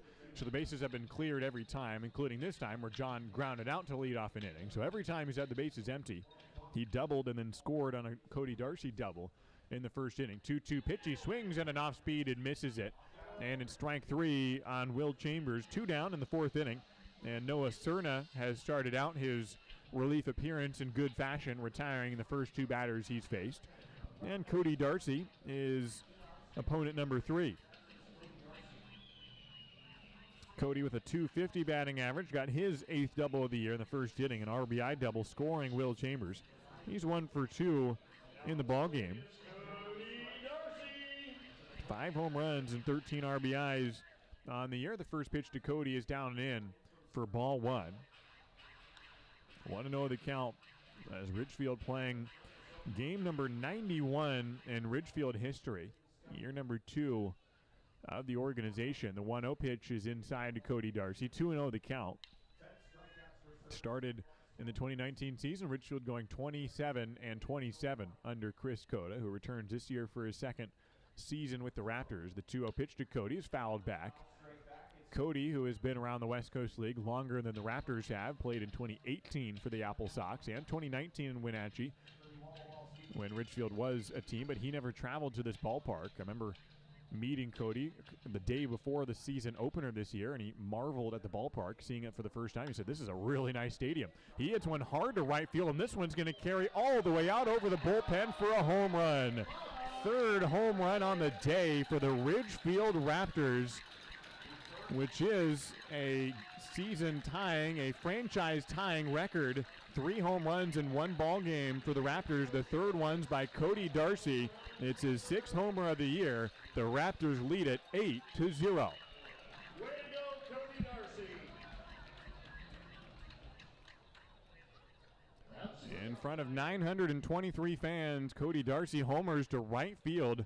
And Riza is talking about the ballpark. He says, my power's all to right field and the wind's blowing to right, so I think I'm going to hit some home runs this year. And what do you know? He just hit a home run to right field over the bullpen. And it's a solo home run with 2 outs, and the Raptors get up by 8 runs. It traveled 349 feet, 98 miles an hour off the bat of Cody Darcy for the 3rd homer of the day. A 1-0 pitch now to Micah McDowell, who's the next batter. Grounds to second. It's fielded by Conniff, and he throws to first for the out. And Ridgefield gets 1 run on the inning on a solo home run by Cody Darcy. Ridgefield getting 6 of the 8 runs on the day on home runs, including that solo shot by Cody Darcy. 1 run in the inning on 1 hit, nobody left on, and no errors in the frame. It's the Ridgefield Raptors 8 and the Walla Walla Sweets 0 through 4 innings of play from the Rourke. A lot has changed in Clark County since C-Train began service in 1981. We've changed with it. 30 bus routes, 2 bus rapid transit projects, and millions of rides later, C-Train has grown into an award-winning transit system serving Clark County, including the city limits of Ridgefield. Please join C-Train in celebrating an amazing 40 years serving you, our community, with activities happening in 2021. Look for details at c-tran.com, and thank you for 40 great years. Ridgefield Main Street thanks you for supporting the Raptors and downtown, the heart of Ridgefield. Spend the moolah you win at the game at downtown shops and restaurants. Upcoming events include Main Street Day, Sea Trend Shuttle Downtown Tailgate, and the Friday Night Flicks Outdoor Film Series. We are a nonprofit organization dedicated to preserving the cultural heritage of downtown Ridgefield while advocating for its future. More information at ridgefieldmainstreet.com and find us on Facebook at Ridgefield Main Street. We'll see you downtown, and go Raptors!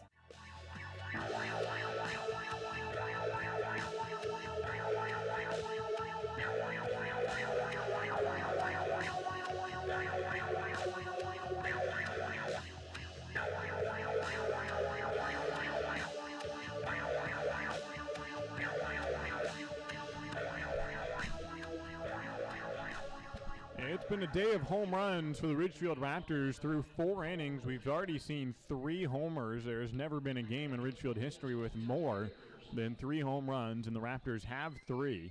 2 by John Peck, 1 by Cody Darcy. And Ridgefield leads at 8-0 as we go to the 5th inning. Jaron Hunter back to the mound, and he'll face Quentin Ayers.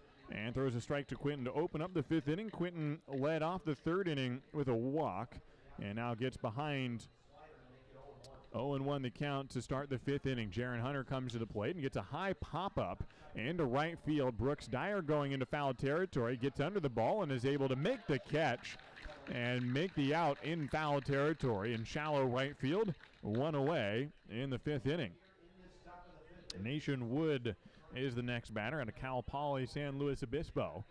And with 1 out in the 5th inning, Ridgefield ahead 8-0. With Jaron Hunter on the mound.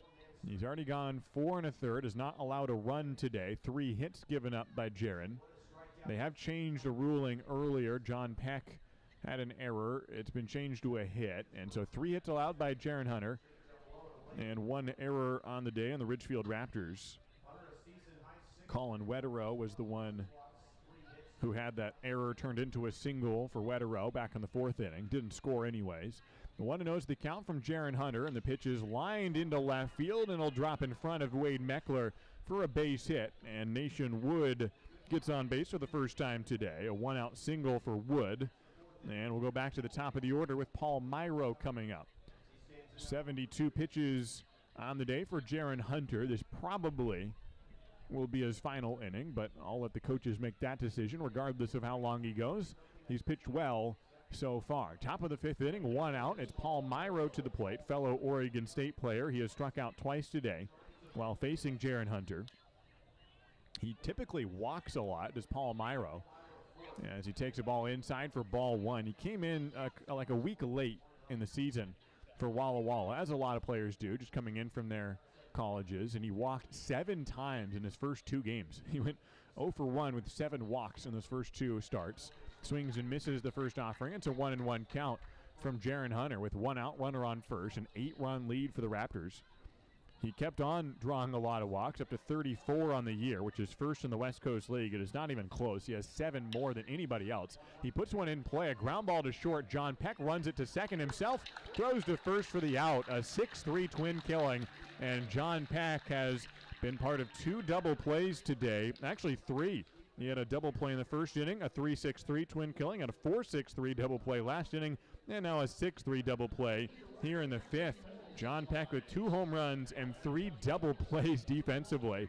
And we are through halfway in this ball game. We head to the bottom of the 5th inning. It's the Ridgefield Raptors 8 and the Walla Sweets 0.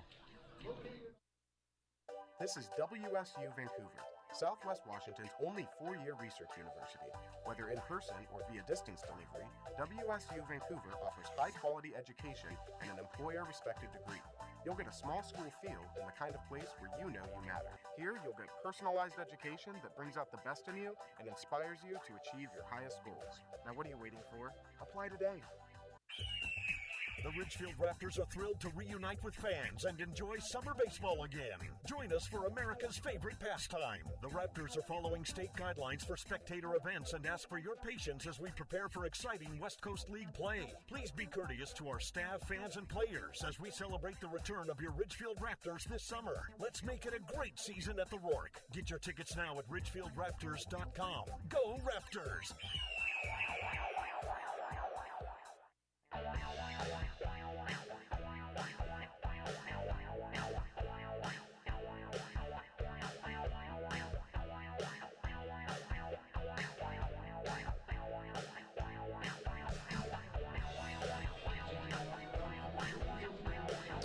bottom of the 5th inning from the Ridgefield Outdoor Recreation Complex. And it's been a good one so far for the Ridgefield Raptors. It's the Raptors leading 8-0 in this contest. And it'll be Patrick Stark coming to the plate to open up the bottom of the 5th inning. With an already an 8-run lead, Noah Cerna throws an off-speed pitch to open up the bottom of the 5th inning. And it's a 1-0 count after he misses with the pitch to Patrick Stark, who's 0 for 2, a line out and a ground out on the day so far for the incoming freshman at Loyola Marymount University.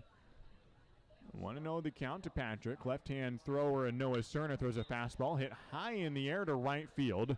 Clark drifts back to the warning track and then comes back in and makes the catch well in front of the track. And right field for the out. One away in the 5th inning, and it's Isaac Lovings, the batter, in the bottom of the order for Ridgefield.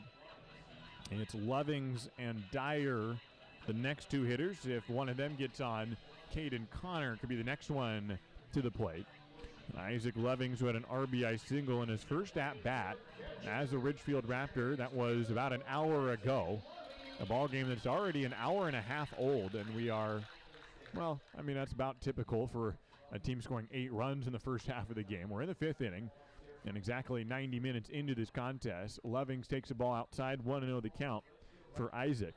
Had an RBI single. This is his first game as a Raptor this summer. Did play back in 2019 and went 1 for 14 as a Raptor a couple summers ago. 1-0 pitch hangs outside for ball 2. 8-0 lead for Ridgefield.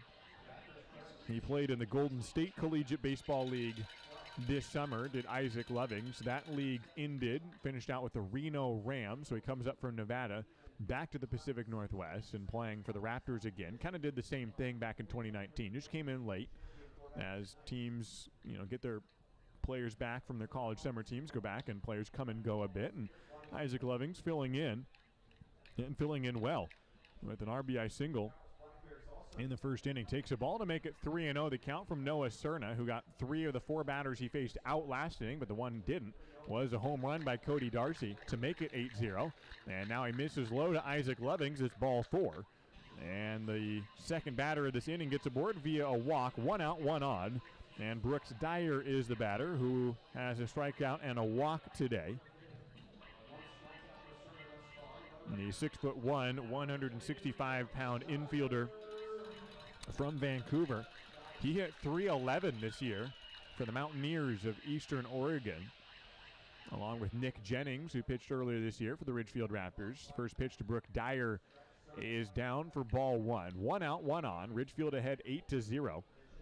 The Raptors trying to catch up to the Portland Pickles, who are starting out a series tonight against the Bend Elks. Ridgefield needs to get one more win than the Portland Pickles in the final quarter of the season. Then they'll get into the playoffs.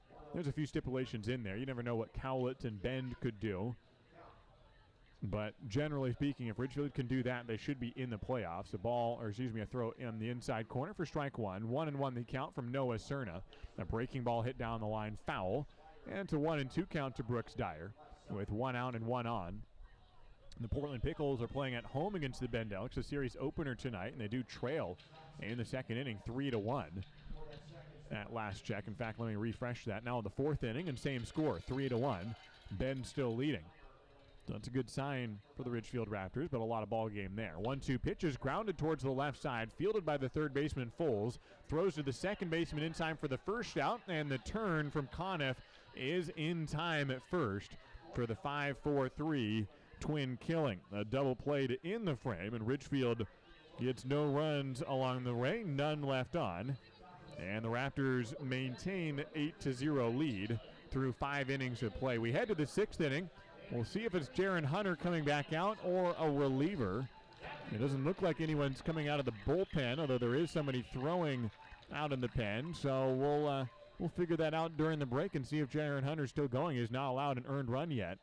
As we go to the 6th inning, it's the Ridgefield Raptors 8 and the Walla Sweets 0. And it is Jaron Hunter coming back out for a 6th inning. We'll see that 6th after this. At Clark Public Utilities, we know you depend on electricity every day. And even though our offices remain closed, we're available 24 hours a day, 7 days a week, by phone, online, and email. The past year has brought changes to many in our community, with lost jobs or reduced working hours, disrupted childcare, and the challenge of teaching the kids.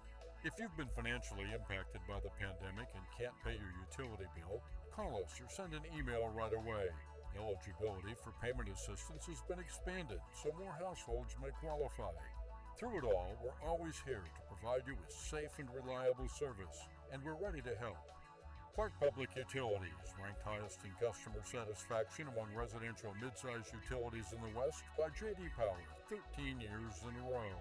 For J.D. Power 2020 award information, visit jdpower.com/awards. Clark Public Utilities, we're always here.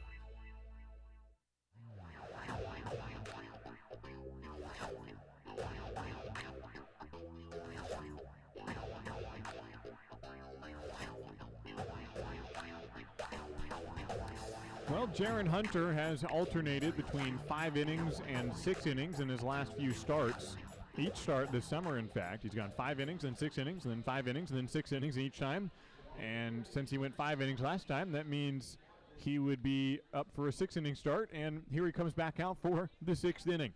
It's an 8-0 lead for Jaron Hunter and the Ridgefield Raptors, as in this 6th inning, he will encounter the Walla Sweets lineup that starts out with the second hitter in the order, Chris Conniff from St. John's. All 3 players that will start out this inning from St. John's. An off-speed pitch that fools Conniff, and it's strike 1. Chris Conniff, Colin Wetterow, Justin Foles, the scheduled hitters, all the Red Storm players and infielders today. Second baseman, first baseman, third baseman, respectively. All from St. John's. The 0-1 is a ball in the outside corner. So that 5-4-3 double play to end last inning was all 3 players from St. John's here for Walla. You can have up to 4 from any college team in a West Coast League or any college summer league for that matter. Ball outside, 2-1's the count from Jaron Hunter, who's from Oregon State, one of 4, the maximum. From Oregon State, Micah McDowell, Wade Meckler, Brady Casper, the other Oregon State players. Brady had the walk-off hit on Tuesday to win that game 1-0 in the bottom of the 9th. A swinging strike from Chris Conniff, and it's a 2-strike, 2-ball count to the leadoff man in the top of the 6th inning. Ridgefield ahead 8-0, calming the offense a little bit. 7 runs in the first 2 innings, then just 1 run the last 3. A pitch for the 2-2 that's just below the knees. Would have been the 7th strikeout of the game for Jaron Hunter. He'll have to wait 1 more pitch at least to do that. He has a full count now to Chris Conniff, righty on lefty in this leadoff matchup.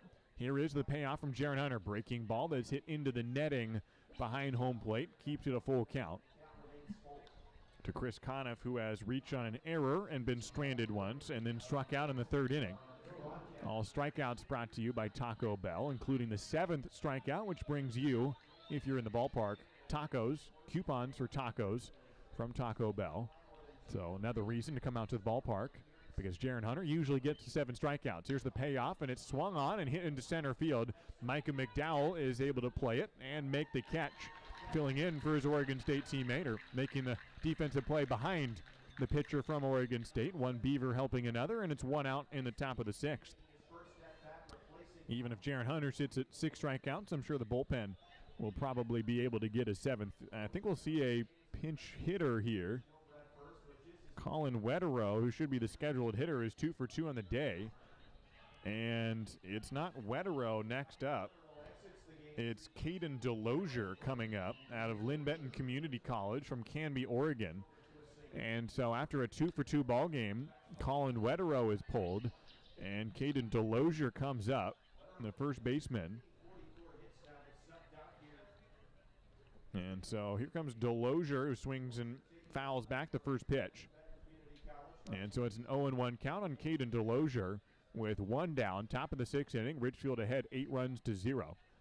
Jaron Hunter goes into the wind, and the 0-1 is grounded right back to Jaron. It clips off his mitt and goes behind the mound. He'll run back to get it and is unable to make the throw to first, not in time, and frustrated with the play. Nearly had in his glove, and it bounced right in the no man's land area behind the mound. If he hadn't grabbed it, maybe the infielders could have made a play, but it probably would have gotten into center field. And so he tried to make a play on it, ran back to it, but it got almost to second base. And it goes down as a base hit for Caden Delosier. So the 3-hole has been productive for Walla Walla, 3 for 3 on the day between Colin Wetterow and Caden Delosier. Justin Foles is the next batter with a runner on first and 1 out. Pitch in the dirt for ball 1 from Jaron Hunter. 1 out, 1 on. Top of the 6th inning, Ridgefield ahead 8-0 for Jaron Hunter. Mentioned earlier today, he was a starting quarterback for Barlow High School, a 3-year starter, and got to the state semifinals for the first time in school history when he was the QB. He had a chance to go play in college, although he didn't like football as much as baseball. Said there's a lot of stress in sports, and in baseball I feel calmer, feel more relaxed. Football, it's fun, I liked it, but it was a little easier to get anxious and stressed out in high tense situations. 2-0 pitch is swung on and missed. It's a 2-1 count for Justin Foles with 1 out, runner on first. 8-1 margin, Ridgefield on top, early and often scoring today. Jaron Hunter also played basketball, 3-sport star for the Barlow Bruins. Hard hit fly ball to right field. This one's going to carry and get all the way out for a home run. And Walla Walla is on the board. The 3rd home run of the year for Justin Foles. And Walla Walla has cut into the lead. It's 8-2 in this ball game. Hard hit homer by Justin Foles and just pulled it over the right field wall with a 1-out home run. And it's 8-2. Ridgefield still on top comfortably, but that home run makes a little bit of a difference, and that might be it for Jaron Hunter. His pitch count is rising a bit. He is up to 88 on the day, which is already his highest. And it'll go down as 2 earned runs for Jaron Hunter and a little gift single and then a homer. And been a good day for Jaron Hunter, even though it'll end on a home run. But overall, a solid performance for Jaron. He gives up 6 hits, 2 runs, both earned, 2 walks, and leaves with an 8-2 lead. It'll be Jet Lotus to come in to relieve him in the top of the 6th inning. There's 1 out and nobody on base for the Oklahoma Sooner Jet Lotus. He'll be facing Seth Ryberg when we return. Take a break and see Jet Lotus pitch the rest of the 6th inning when we come back from the Ridgefield Outdoor Recreation Complex. Warmer weather is here, and what better way to enjoy a summer day than with a trip to the ballpark to watch exciting Ridgefield Raptors baseball. Don't miss the action on the diamond as the Ridgefield Raptors battle other Western League rivals for the championship. This safe outdoor event is a perfect outing for you and your friends. Peace Health is a proud sponsor of the Ridgefield Raptors, with a team of medical experts on deck to provide your family the care you need. Treat your family to an exciting night at the ballpark and make it part of your healthy, active summer. Peace Health and Ridgefield Raptors baseball, a great double play. The Ridgefield Raptors are thrilled to reunite with fans and enjoy summer baseball again. Join us for America's favorite pastime. The Raptors are following state guidelines for spectator events and ask for your patience as we prepare for exciting West Coast League play. Please be courteous to our staff, fans, and players as we celebrate the return of your Ridgefield Raptors this summer. Let's make it a great season at the Rourke. Get your tickets now at ridgefieldraptors.com. Go Raptors!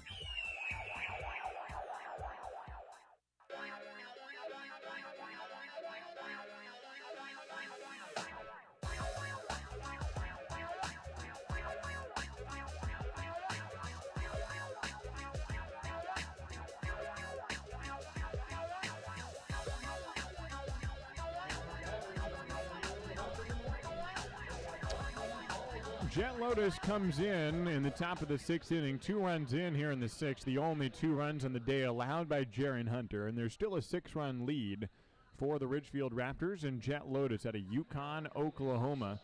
Just turned 20 years old earlier this summer. In fact, a month and 8 days ago. And the 5'10", 155-pounder, the right-hander, comes in to face the middle of the order. Matt Clark is next up and takes a strike on the outside edge from Jet Lotus. It's the Raptors 8 and the Walla Walla Sweets 2 in this first of 6 ball games that these teams will play this summer, all in the next couple of weeks. Ridgefield plays them August 10th through 12th. The 0-1 from Jet Lotus spiked in front of the plate, tallied at 96 miles an hour on the scoreboard from Jet Lotus, who typically sits in the low to mid-90s on the 4-seamer. He'll throw a slider that's pretty good when he can locate, especially low in the zone, and a changeup that he won't throw as often. A 1-1 pitch from Lotus, a fastball grounded through the hole on the right side and into right field for a base hit for Matt Clark. And with still one out in the inning, Walla stays in business here with a single for Clark, and after the 2-run home run for Justin Foles, Walla gets another base runner. 8-2 is the score, top of the 6th inning. Ridgefield, if they win today, would improve to 21-16, snap a 4-game losing streak. The Bend Elks continue to lead the Portland Pickles on the road. Portland going scoreless in the 4th inning. It's still a 3-1 ball game. The Bend Elks on top. That's important because if Portland loses and Ridgefield wins, those two teams will be tied in the standings with 11 games to go as those two teams fight it out for a playoff berth. First pitch is a ball to Seth Ryberg is the one with the single. I'm sorry. Matt Clark is now the batter, and a balk is called. And so Ryberg gets to second on a balk by Jet Lotus.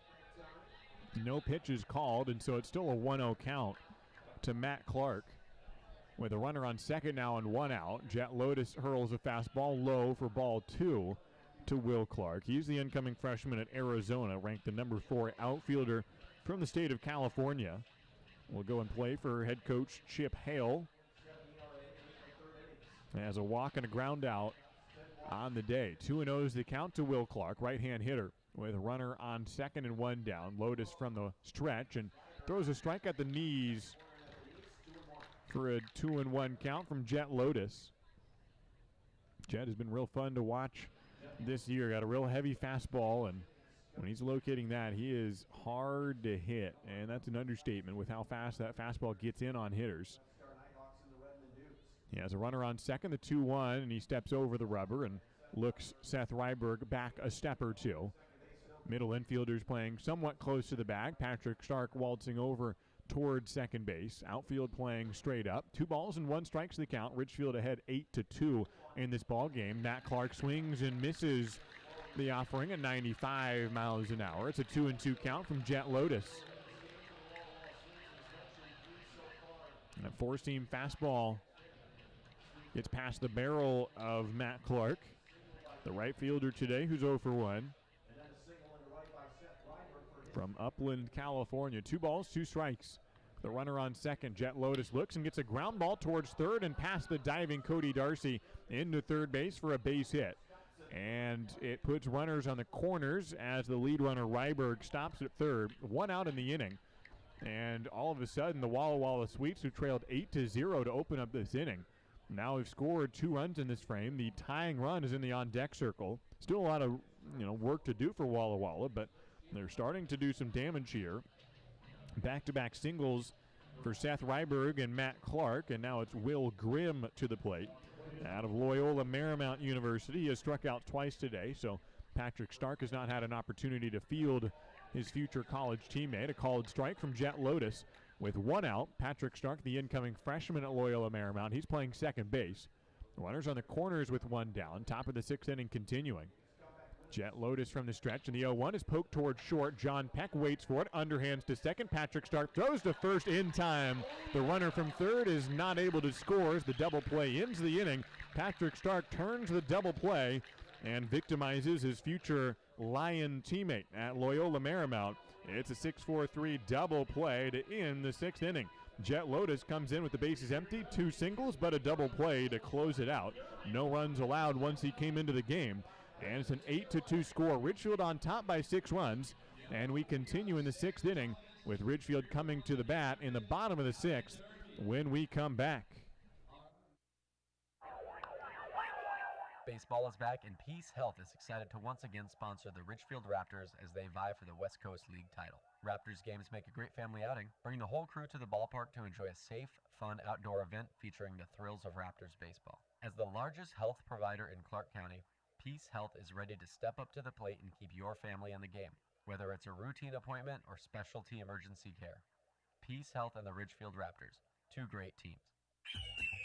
The Ridgefield Raptors are back, where the entire family can watch top-level college baseball players live at the Rourke. Now, kids 12 and under get in free with a paid adult for all Sunday afternoon Raptors games. Enjoy local Southwest Washington baseball with the whole family this summer. Sunday games are at 105 and are presented by Peace Health and the Columbian. Come cheer on your Ridgefield Raptors all season long. Get your tickets now at ridgefieldraptors.com. Go Raptors!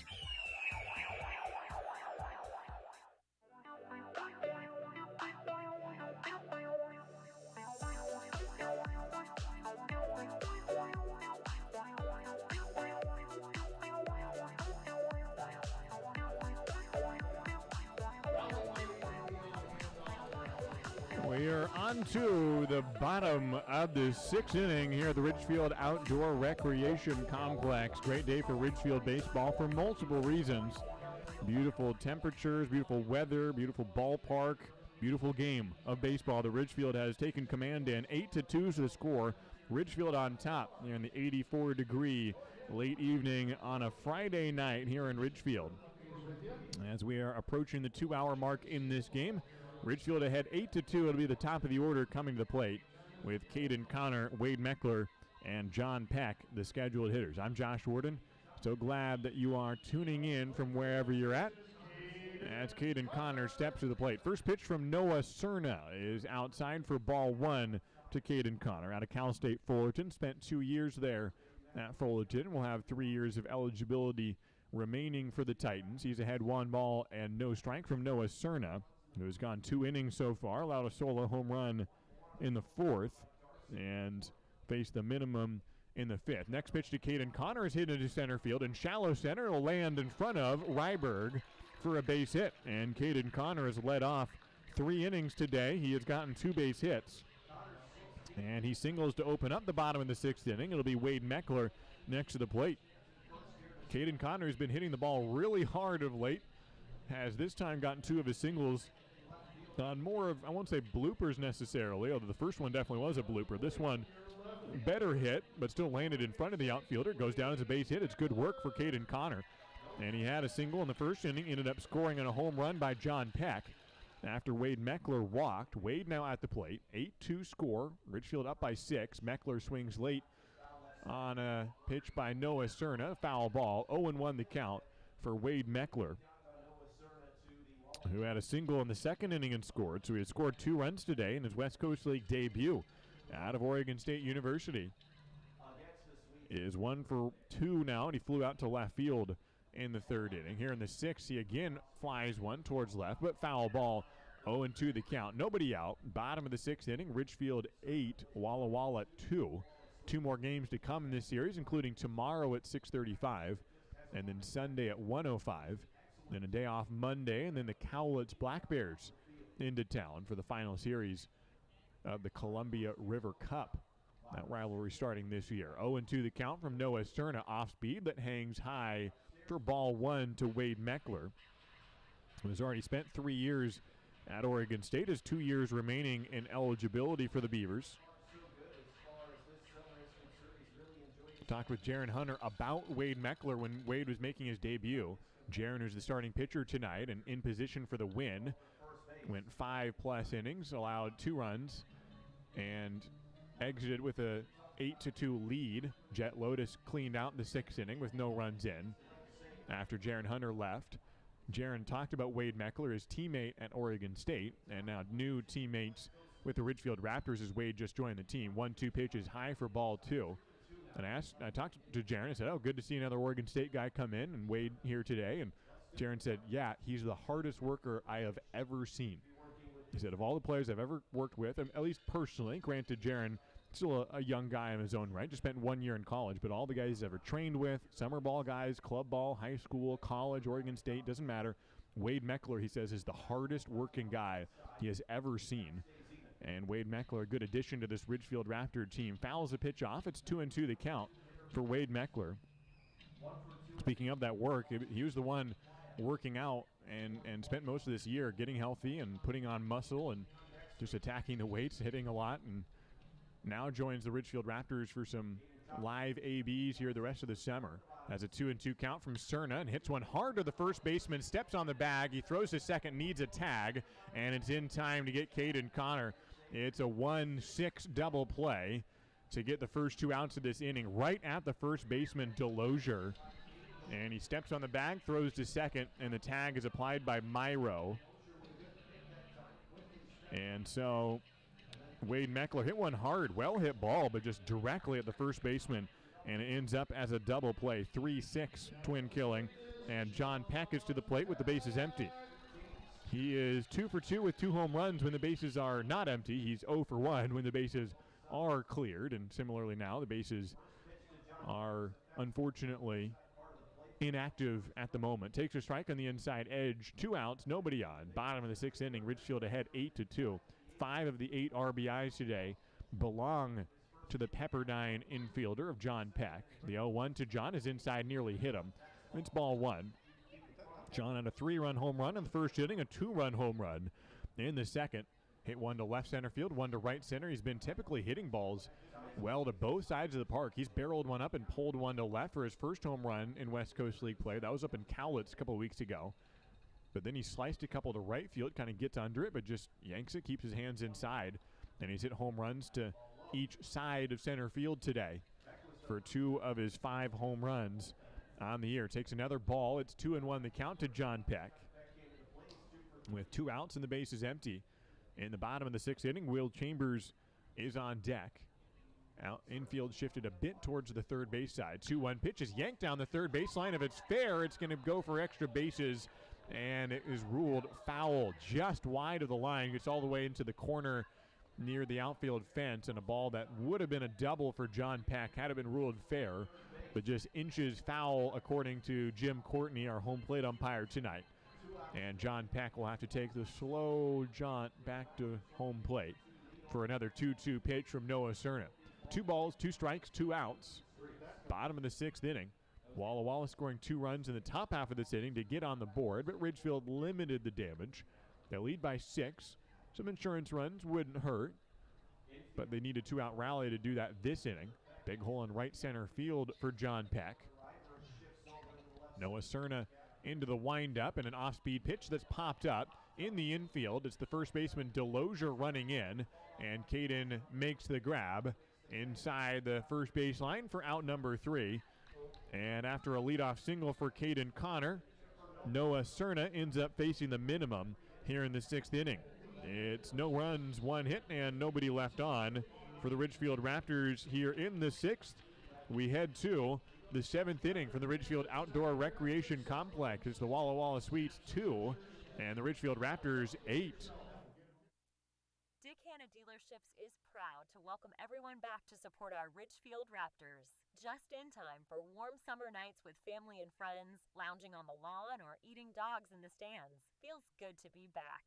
In business for over 70 years, Dick Hanna Dealerships is a local, family-owned business with locations in Vancouver, Kelso, and Portland. Choose from thousands of cars and 12 new car brands. Experience nice in the car business. Dick Hanna Dealerships. Believe in nice. Now play ball.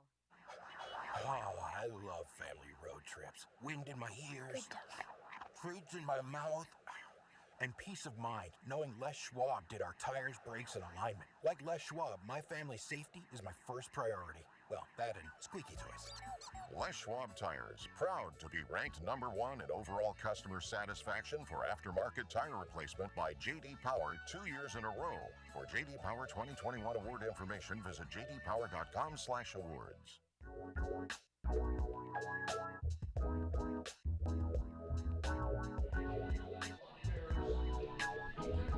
Through 6 innings from the Ridgefield Outdoor Recreation Complex here in beautiful southern Washington, the visiting Walla Suites have scored 2 runs on 8 hits, no errors.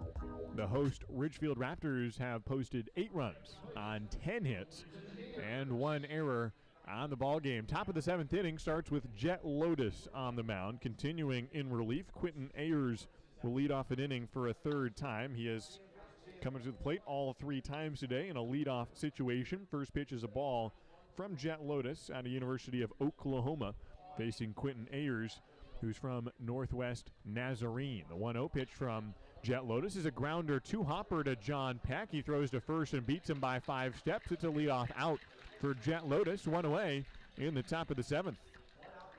Quentin Ayers grounds out to bring up Nation Wood, the 9th hitter in this lineup for Larry Price, the head coach of the Walla Walla Sweets. Walla Walla, which will host Ridgefield a couple weeks from now to close out the regular season. Larry Price, who's in his first year as a head coach, previously an assistant for 1 season with Walla Walla. His son plays for the team, Parker Price, who's a regular player in the lineup but getting the day off today. With 1 out, Nation Wood swings to the first offering, grounds it to the right side, sliding, stopped by Brooks Dyer, throws to Jet Lotus, and the pitcher covering and records the out. A 3-1 ground out, good play by Brooks Dyer, and 2 outs in the inning on just 3 pitches so far for Jet Lotus. And so with 2 down, we're back to the top of the order. Paul Myro is the next batter. He faced his college teammate, Jaron Hunter, 3 times, and it did not go well for Paul Myro. He went 0 for 3, 2 strikeouts, and the one time he put the ball in play, it ended up as a double play.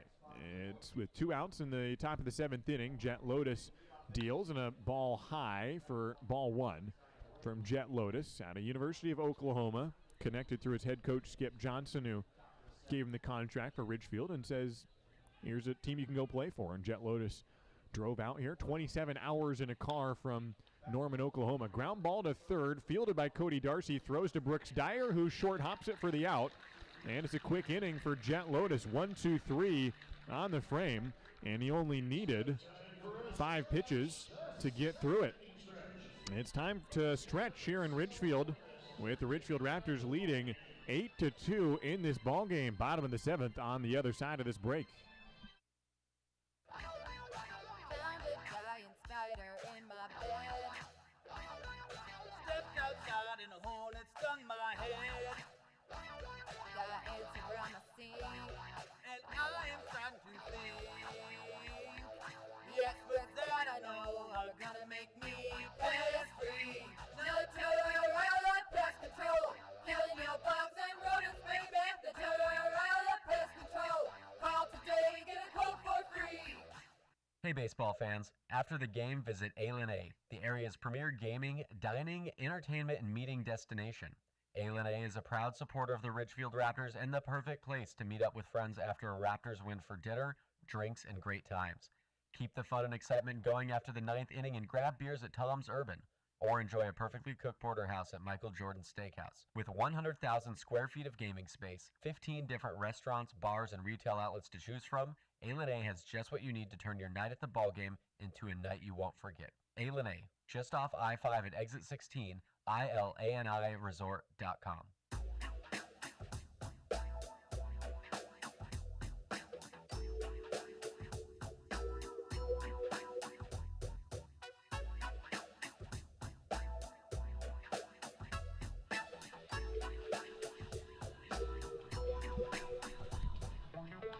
Down the home stretch of the West Coast League schedule, down the home stretch of the month of July.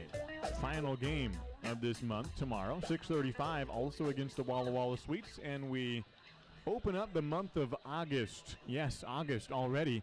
That is Sunday, 105, Family Day. Kids 12 and under get in free. And oh yeah, Bark in the Park Day on Sunday to bring your dogs. The one day you normally can't bring your dogs. Not allowed. Don't bring them in here. We love them, but you can't bring them in here unless they're service dogs. That changes on Sunday for Bark in the Park Day. Will Chambers leads off with no dogs in the stands here in the bottom of the 7th inning. An 8-2 lead for the Ridgefield Raptors. Noah Cerna is still the pitcher for Walla Walla, and he misses outside for ball 1 to Will Chambers, who's 1 for 2 on the day. A double and a walk, a run scored for Will, who's been fluttering around the West Coast League leaderboard in terms of slugging percentage all year long. As he fouls one back, 1-1 remains the count for Will Chambers, who just committed to Dixie State. He currently is not in the lead in slugging percentage, but he's in the top 5 at .563 on the year. And been one of the best hitters in this league. 1-1 pitch to Will Chambers is under the hands for ball 2. Turns away from it, and it's a 2-1 count to Will Chambers. Switch hitter has hit right-handed twice, including this at-bat, has hit left-handed twice And trying to get his first hit as a right-hander today. He starts to swing and did not go around on the 2-1 pitch. That was inside, so it's a 3-1 count to the leadoff man, Will Chambers, in the bottom of the 7th inning. Ridgefield ahead 8 runs to 2 in this series opener with the Walla Sweets. Take a look at the scoreboard as Portland Pickles still trailing the Bend Elks 3-1. Will Chambers hits a ground ball over the mound. The shortstop, Paul Myro, fields in shallow center field, and Delozier does not make the catch at first, and Will Chambers is safe. It looked like Myro had thrown accurately to first, but Delozier did not hang on to the ball, and Chambers is safe. For an error on the first baseman, Myro made a heck of a play running into shallow center and made that throw running towards left field. His momentum took him all the way, or right field, into right center. And the throw was on the money, but Delozier just dropped it. And Chambers is safe at first for an error on the first baseman. Leadoff man aboard, Cody Darcy, is the next batter. A home run and a double for Cody Darcy. He's 2 for 3, 2 runs scored, and 2 RBIs on the day for Cody. And we will get a pinch runner for Will Chambers. Coming in for Will is going to be Brady Casper out of Oregon State. So now we have seen every Oregon State player, all 4 of them. The starting pitcher, Jaron Hunter, starting center fielder, Micah McDowell, starting left fielder, Wade Meckler, and now the pinch runner and new designated hitter is Brady Casper. So Casper's on first, nobody out. And Cody Darcy at the plate in the bottom of the 7th inning, a 6-run lead for the Ridgefield Raptors. Cerna throws an off-speed that does not get hit by Cody Darcy. Swings and misses on the 73-mile-an-hour breaking ball.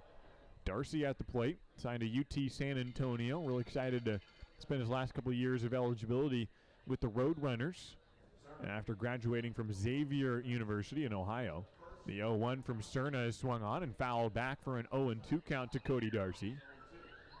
Nobody out, bottom of the 7th inning. Ridgefield has 4 series left in the year. 48 games in the West Coast League, so with 12 games remaining, that's 1/4 of the season left. And they're 1 game out of a playoff berth, 1 game behind the Portland Pickles with a 1/4 of the year to go. It's going to be a fun final stretch of the year. Cody Darcy rips one up the middle for his first single of the game, and he now has 3 hits on the day. And it moves Brady Casper up to second base with still nobody out in the 7th inning. Casper to second, and Cody Darcy a single, a double, a home run in the ball game. And he's on first base with Micah McDowell up to the plate. Micah McDowell has also been shy of a cycle by just a triple in a game earlier this year, similar to what Cody Darcy is now. McDowell is at the plate with runners in first and second with nobody out in the bottom of the 7th inning. Ridgefield already up by 6 runs. That is the 11th hit of the day for Ridgefield, which is 1 over their average. As McDowell shows bunt, that ball nearly hits him. He pulls away and walks out of the batter's box for ball 1 from Noah Cerna. Ridgefield has not scored since they had 1 run in the 4th inning on a Cody Darcy home run. So Darcy's solo shot has been Ridgefield's only run since the 2nd inning. We're now in the 7th. The Ridgefield has 7 runs in the first 2 innings. A rip down the first baseline by Micah McDowell. It's in foul territory just barely. And it's a 1-1 count to Micah. There's a football player growing up in Nova Scotia. They do have a good football system there. You got the CFL that is pretty well known around Canada. Granted, hockey is the biggest sport, but football's got a good following. And his dad was a big football guy. And Micah McDowell played some football growing up, but wasn't too big. He's filled out. He's up to well over 6 feet now, but he wasn't the biggest guy growing up. So football wasn't really in the cards for him, but stuck with baseball. Foul ball back of Micah McDowell, and it's a 1-2 count. Runners in first and second, nobody out. Bottom of the 7th inning, a 6-run lead for the Raptors. He played safety, and it's hard to make tackles when you're smaller than everybody. Micah McDowell also played some hockey and played baseball the most. Went over to Okotoks to play basically his high school career for the Okotoks Dogs, a team that also has a summer league program. A strike on the outside edge, and Micah McDowell is down on strikes. A strikeout looking from Noah Cerna. 1 out in the inning. Runners remain on first and second. with Patrick Stark the next batter. Stark is up with Isaac Lovings on deck. 1 down, 2 aboard. Bottom of the 7th inning. It's 8-2. Ridgefield on top. Patrick Stark, who has flown out, lined out, and grounded out in the ball game. So a pop out shy of that cycle, I suppose. He's got runners in first and second, but I'm sure he won't pop out here, or at least aiming for a base hit. Infield playing straight up, and outfield with a big hole in right center field. Patrick has been a good hitter this year, especially for his age. A ball low to Patrick. He has a .265 batting average on the year. A home run in his very second pitch seen as a Raptor about a month ago. In a game against the Nighthawks, Brooks Dyer was playing against Ridgefield that day when he was playing for the Nighthawks. He's joined the team today for his debut. He's in the hole right now for Ridgefield. The 1-0 pitch to Stark. He makes an attempt at it and hits it off the end of the bat for a foul ball. 1-1's the count, 1 down in the 7th inning. We'll see if Jet Lotus comes back out next inning to throw. There is a little bit of activity in the Ridgefield bullpen, but perhaps Jet Lotus would come out for another inning. He's gone a scoreless inning last frame, only needing 5 pitches, and got the final couple outs of the 6th inning as well. Once Ridgefield ends here, we'll head to the 8th inning, but there's still only 1 out here in the bottom of the 7th. And Ridgefield has an opportunity here to extend the 6-run lead with runners in first and second. Patrick Stark hits one well to left field. It'll land in front of the left fielder for a base hit, and he bobbles the ball. It gets behind him almost to the wall. They're going to hold the second runner, but the first one scores. Brady Casper comes around from second to score the 9th run of the ball game. They hold the trail runner, Cody Darcy, at third as Patrick Stark gets into second base, give him a single and then an error to advance him to second. E7 on the play, but a single for Patrick Stark, and it scores a run, an RBI single for Patrick. And it puts runners in second and third for Ridgefield, and a 9-2 lead now for the Raptors. Cody Darcy at third, Brady Casper scores. Isaac Lovings is next up. With runners in second and third and still only 1 out in the inning. On deck is Brooks Dyer. Isaac Lovings, who already has an RBI single on the day. He's 1 for 2 with a walk and that base hit back in the first inning when Ridgefield scored 5 runs. Lovings swings late and taps it into the glove of the catcher Ayers. And it's 0-1 to Isaac Lovings with runners on first and second.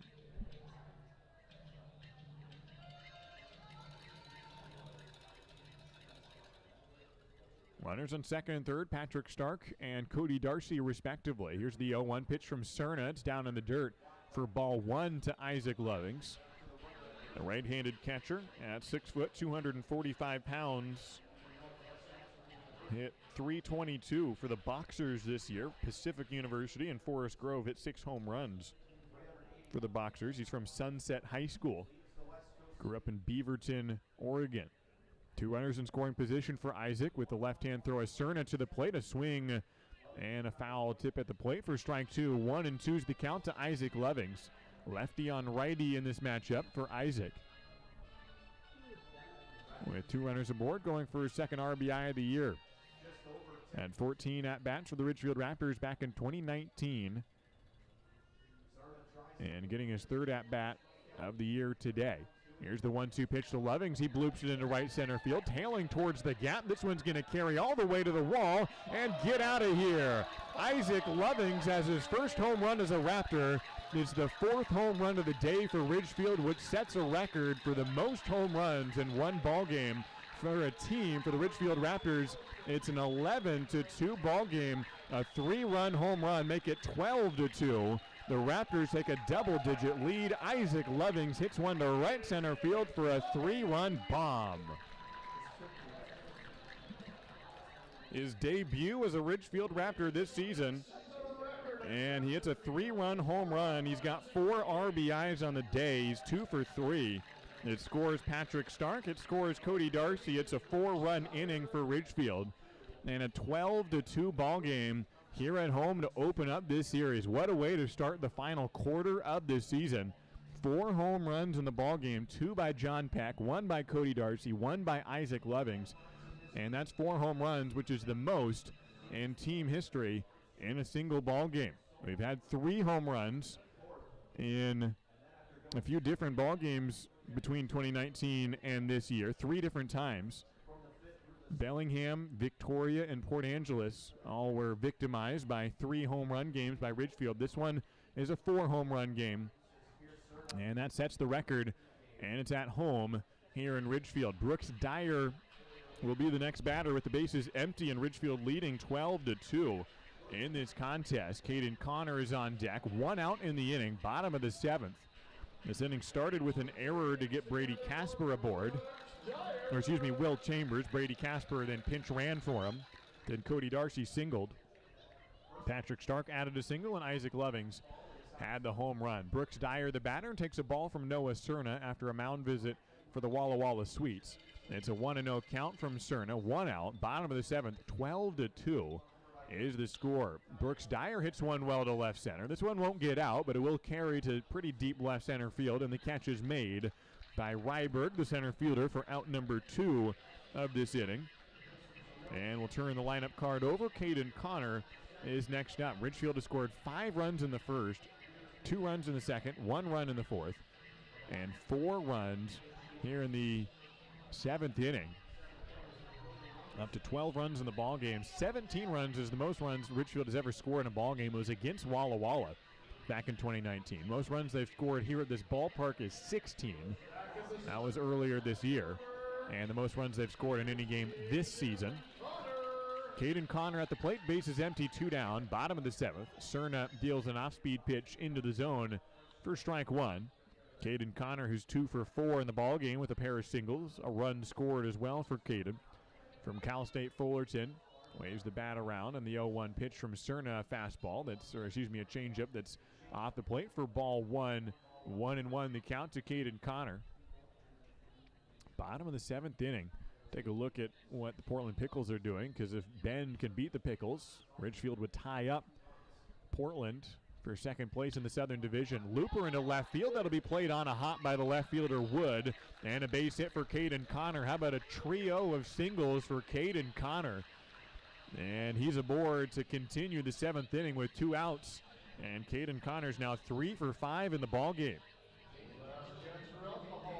That is the 14th hit of the day for Ridgefield.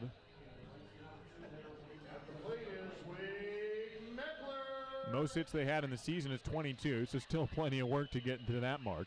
Wade Meckler's next up. He's contributed 1 of those base hits. He's 1 for 3, a single and a walk, 2 runs scored.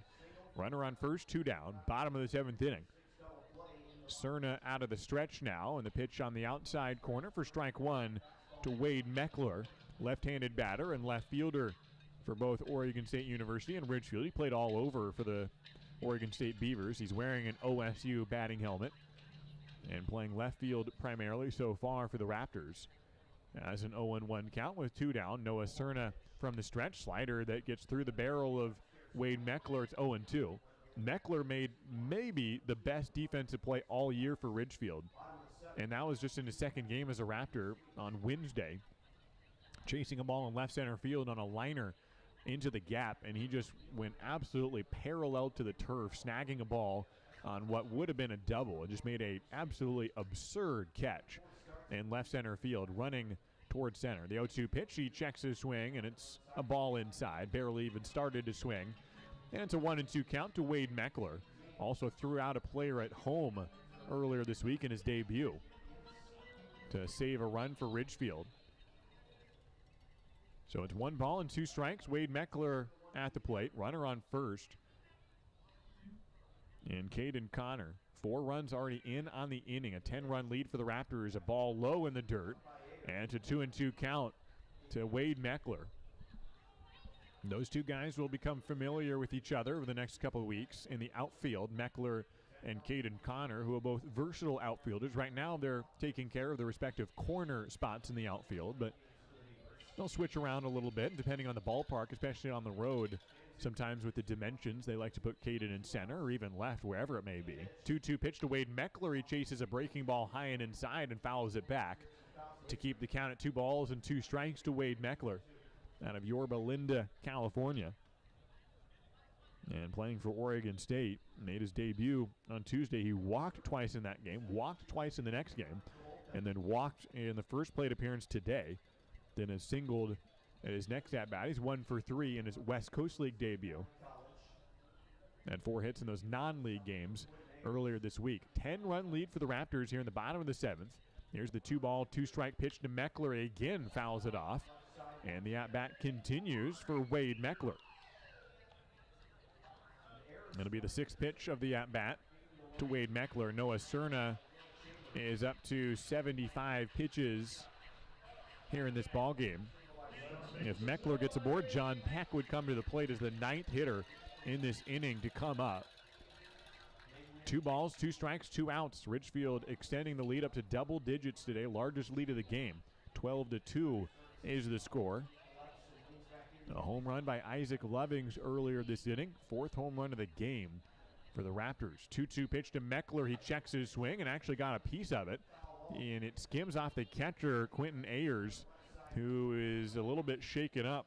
Stays in his crouch, and Ayers needs a moment to handle the pain, which doesn't seem terrible. He's able to stand up and shake it off, which is good to see. Wade Meckler only went a quarter of the way around, but just skimmed the pitch off the barrel, and it clipped off the catcher and went to the backstop. 3-2 is the count with 2 outs.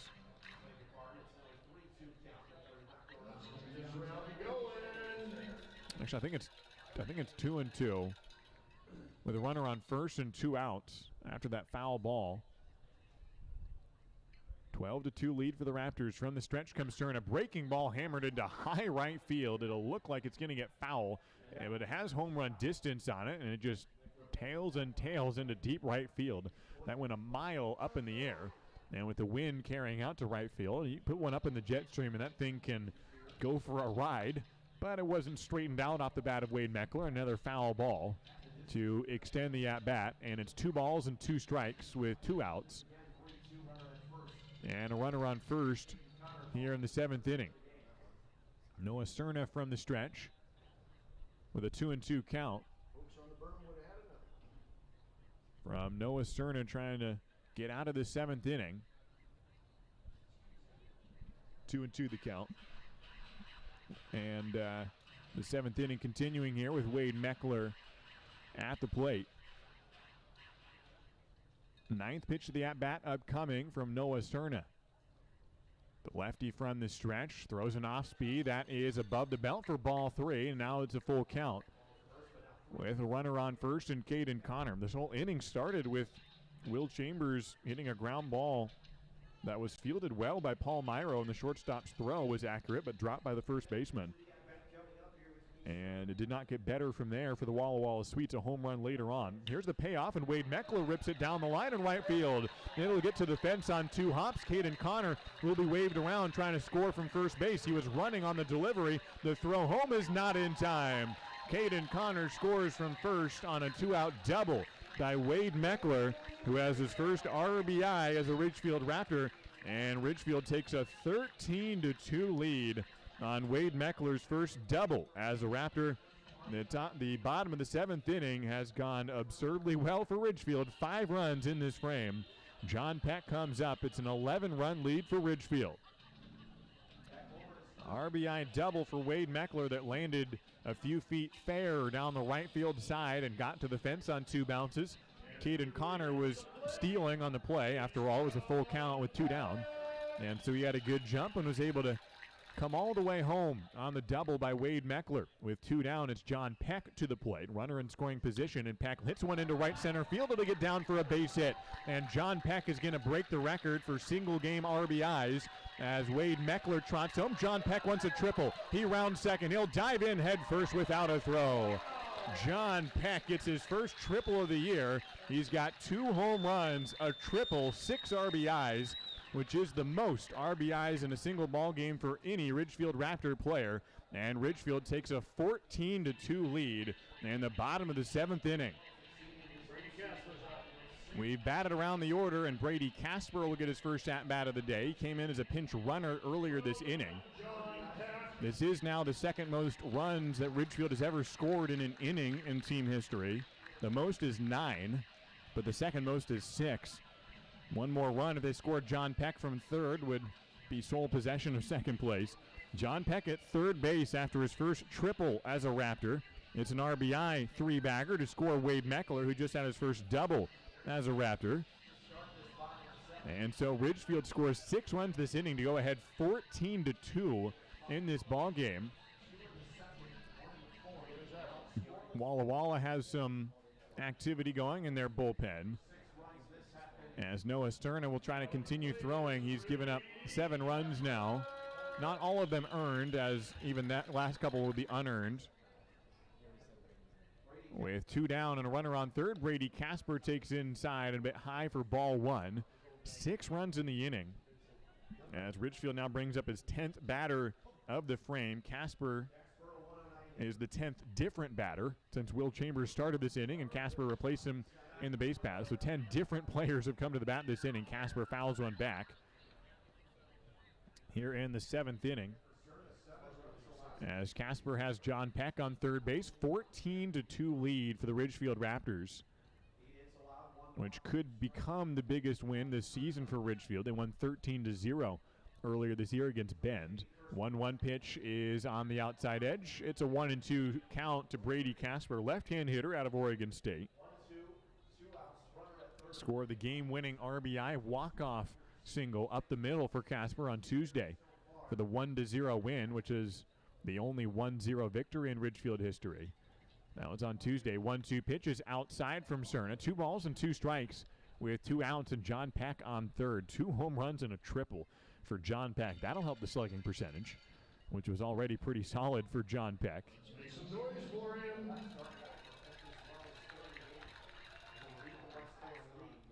The 2-2 pitch misses. John Peck thinks about running home as the pitch gets behind the catcher, but not too far, and he holds at third.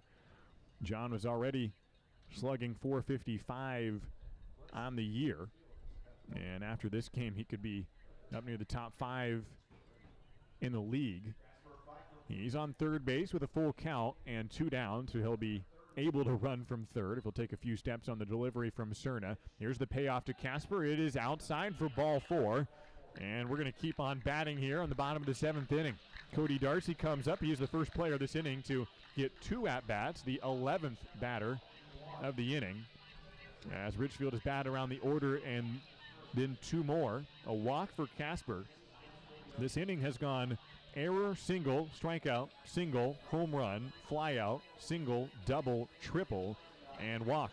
So Ridgefield has hit for the cycle as a team this inning. And Cody Darcy played a role in that with one of the 3 singles. With 2 outs, he steps to the plate and swings and misses the pitch from Cerna. Runners on the corners, 2 down. Ridgefield 14, Walla Walla 2. The Raptors up to 16 hits on the day to the 8 hits for the Walla Walla Sweets.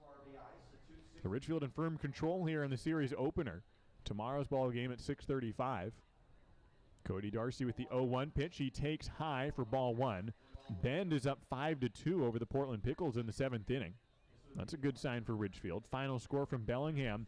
The Corvallis Knights win that ball game in comeback fashion, 2-1 over the Bells. Cowlitz is running all over Port Angeles 13-4, and yet they're not the highest scoring team around the West Coast League tonight, and that's Ridgefield with 14 runs.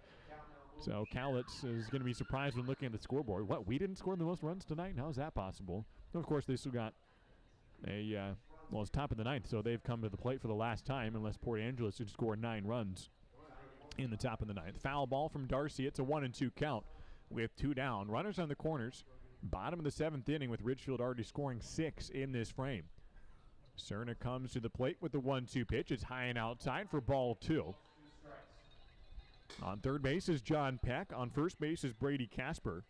And Cody Darcy at the plate with a 2-2 count. Outfield playing pretty deep for Cody, who has a home run on the day, a single and a double. He does not have a triple on the year. 2-2 pitch is on the inside corner for strike 3. And Ridgefield does strand 2 runners, first and third here, but they do get 6 runs in on the inning. It was a total of 6 hits on the frame and 6 runs. And so it's a 14-2 ball game here for the Ridgefield Raptors. We head to the 8th inning from the Rourke. Walla Walla coming to the plate after this, and we'll see if Jet Lotus comes back out for another inning for the Raptors. And we'll see if he does after the break. 14-2, the Raptors lead it from the work. Every time Taco Bell's nacho fries returned, those Mexican spices were drawing something closer to the surface. And once they taste that warm nacho cheese sauce, they won't stop till there's nothing left. Can the Fry Force save the world and the nacho fries we love? So either we fight together, or we fry alone. Or will the monsters devour us all? Get your nacho fries today while you can. Now serving at a Taco Bell near you. At participating U.S. locations for a limited time only.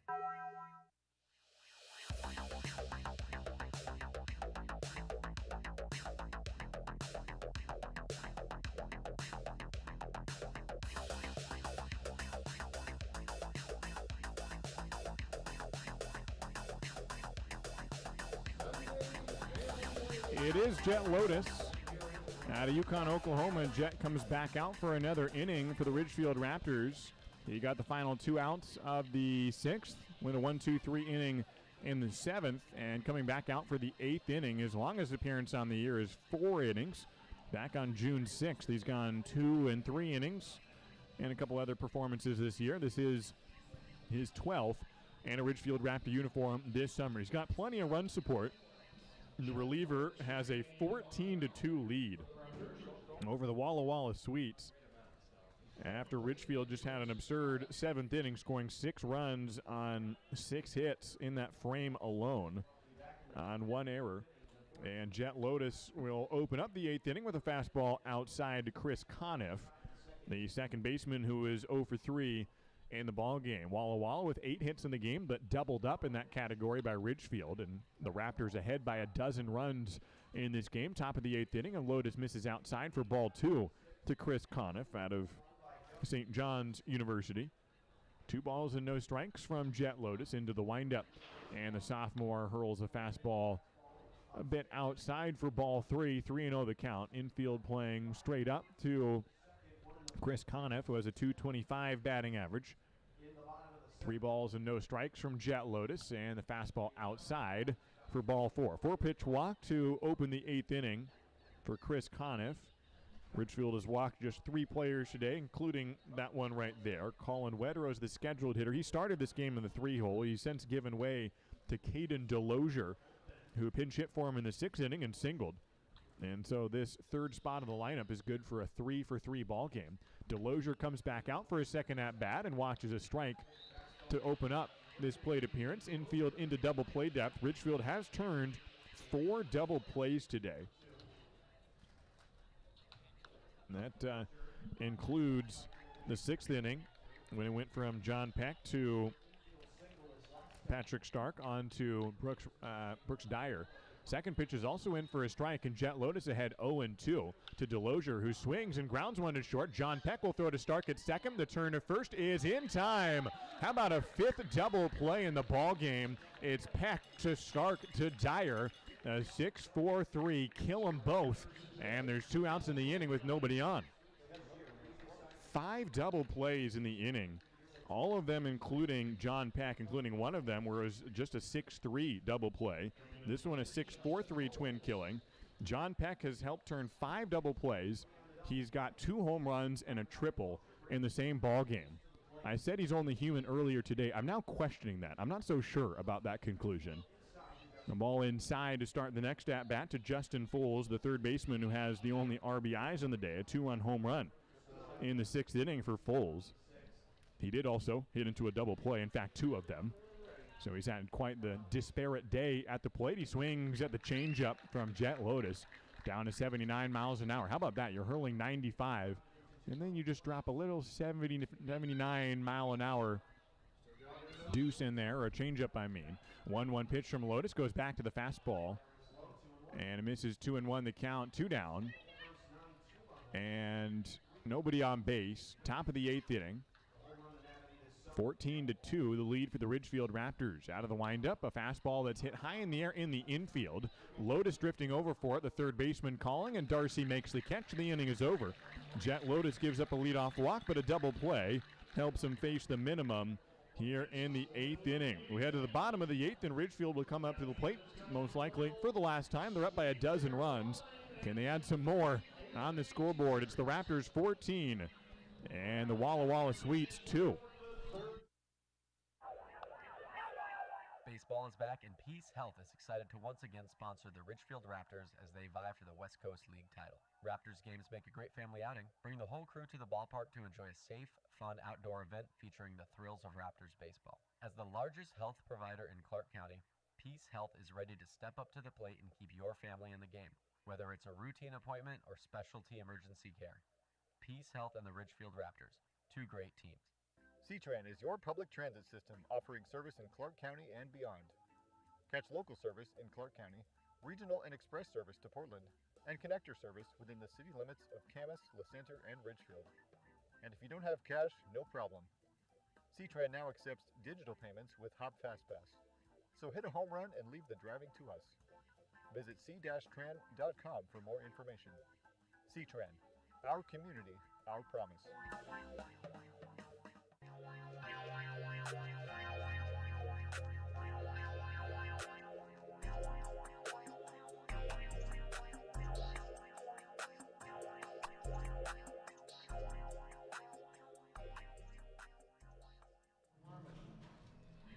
We head to the bottom of the 8th inning here at the Ridgefield Outdoor Recreation Complex. It's been a heck of a day for the Ridgefield Raptors, scoring 5 runs in the first inning, and even that was not the most high-scoring inning for Ridgefield on the day. They added 2 runs in the second, 1 in the fourth, and then said, all right, let's turn on the Jets again, and 6 runs in the 7th inning. They've hit 4 home runs on the day. Several records have been broken today, including most home runs in one game by the team, 4 home runs on the day, most RBIs by a single player, 6 RBIs by John Peck.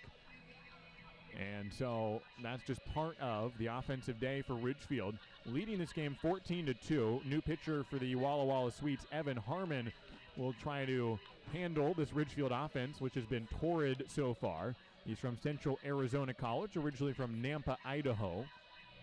6'3", 230 pounds, an ERA of 7.2 on the year. Facing Ridgefield for the first time, as this is the first matchup between the Raptors and the Sweets. There's 12 games left in the season. 6 of them are against the Walla Sweets, including tonight. And Micah McDowell will lead off the bottom of the 8th inning. It's the middle of the order, middle to bottom part of the order. 6, 7, and 8 coming up. McDowell, Stark, and Lovings to the plate, all of whom have a base hit for Ridgefield on the day. In fact, every player in the starting lineup today has either gotten a hit or a walk, and combined for 16 hits on the day. The first pitch ball from Evan Harmon, the right-hander out of Central Arizona College. The 19-year-old is facing Micah McDowell behind 1-0 the count to open up the bottom of the 8th inning. Here's the next pitch from Harmon. It's low and away for ball 2 to McDowell, who singled in the second inning. He's 1 for 4 in the day. The center fielder today came in 9 for 45 on the summer. Good for a 200 batting average for the Ridgefield Raptors this summer. 2 balls and no strikes to Micah McDowell. Evan Harmon out of the stretch, and a fastball on the outside edge, just off the plate, in fact, as called by Jim Courtney, ball 3. And it's 3-0 to Micah McDowell. Patrick Stark is on deck. Another game tomorrow at 6:35 here at the same ballpark. You can watch it in the same fashion you're watching or listening now. 3-0 pitch to McDowell is outside for ball 4, and it's a 4-pitch walk to open up the 8th inning. It'll bring up Patrick Stark for his 5th plate appearance on the day. He's 1 for 4. Ridgefield brought up 11 batters last inning, so there's a lot of guys who are coming up after not a long break. And a game that still moved relatively quickly for a 16-run ball game. 14 of them scored by the Ridgefield Raptors. 14-2 is the lead. And we're still only 2 hours and 40 minutes, 2:38 to be exact, into this ball game. And Ridgefield could close it out next half inning. A strike to Patrick Stark on the low inside corner. And it's an 0-1 count to Patrick. Similar to Micah McDowell, he came in 1 for 4. McDowell added a walk. Patrick Stark now in his 5th plate appearance in the ballgame. The 0-1 pitch is grounded foul on the third base half of this ballpark, and it's an 0-2 count to Patrick Stark. Runner on first, no outs. Ridgefield extending the lead. 14-2 is the score, which is still not the largest margin of victory if this score holds against Walla Walla. Last season, beat them by 14 in a ball game, which is the largest margin of victory in team history. 14-2 is the score right now in the bottom of the 8th. Outfield playing straight up, with the center fielder playing shaded slightly towards left center. The 0-2 pitch runs away on the slider from Evan Harmon for ball 1. 1-2 is the count to Patrick Stark, with nobody out here in the bottom of the 8th inning. After that 6:35 game tomorrow, we've got the afternoon Sunday game at 1:05. The 1-2 pitch, Stark flails at it and does not get a piece. It's strike 3 on Patrick Stark. 1 away here in the 8th inning.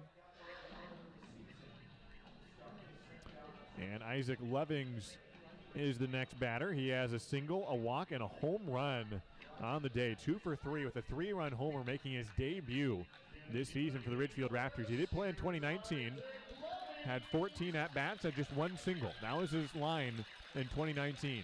Today, he had that single to even up his mark from 2019 and then promptly homered later in that same game here tonight. Takes a strike at the knees. 0-1 the count, 1 out. Runner on first in the 8th inning. Lovings from Pacific University had 6 home runs this spring for the Boxers and 1 already for the Ridgefield Raptors. The 0-1 is inside and hit him in the back.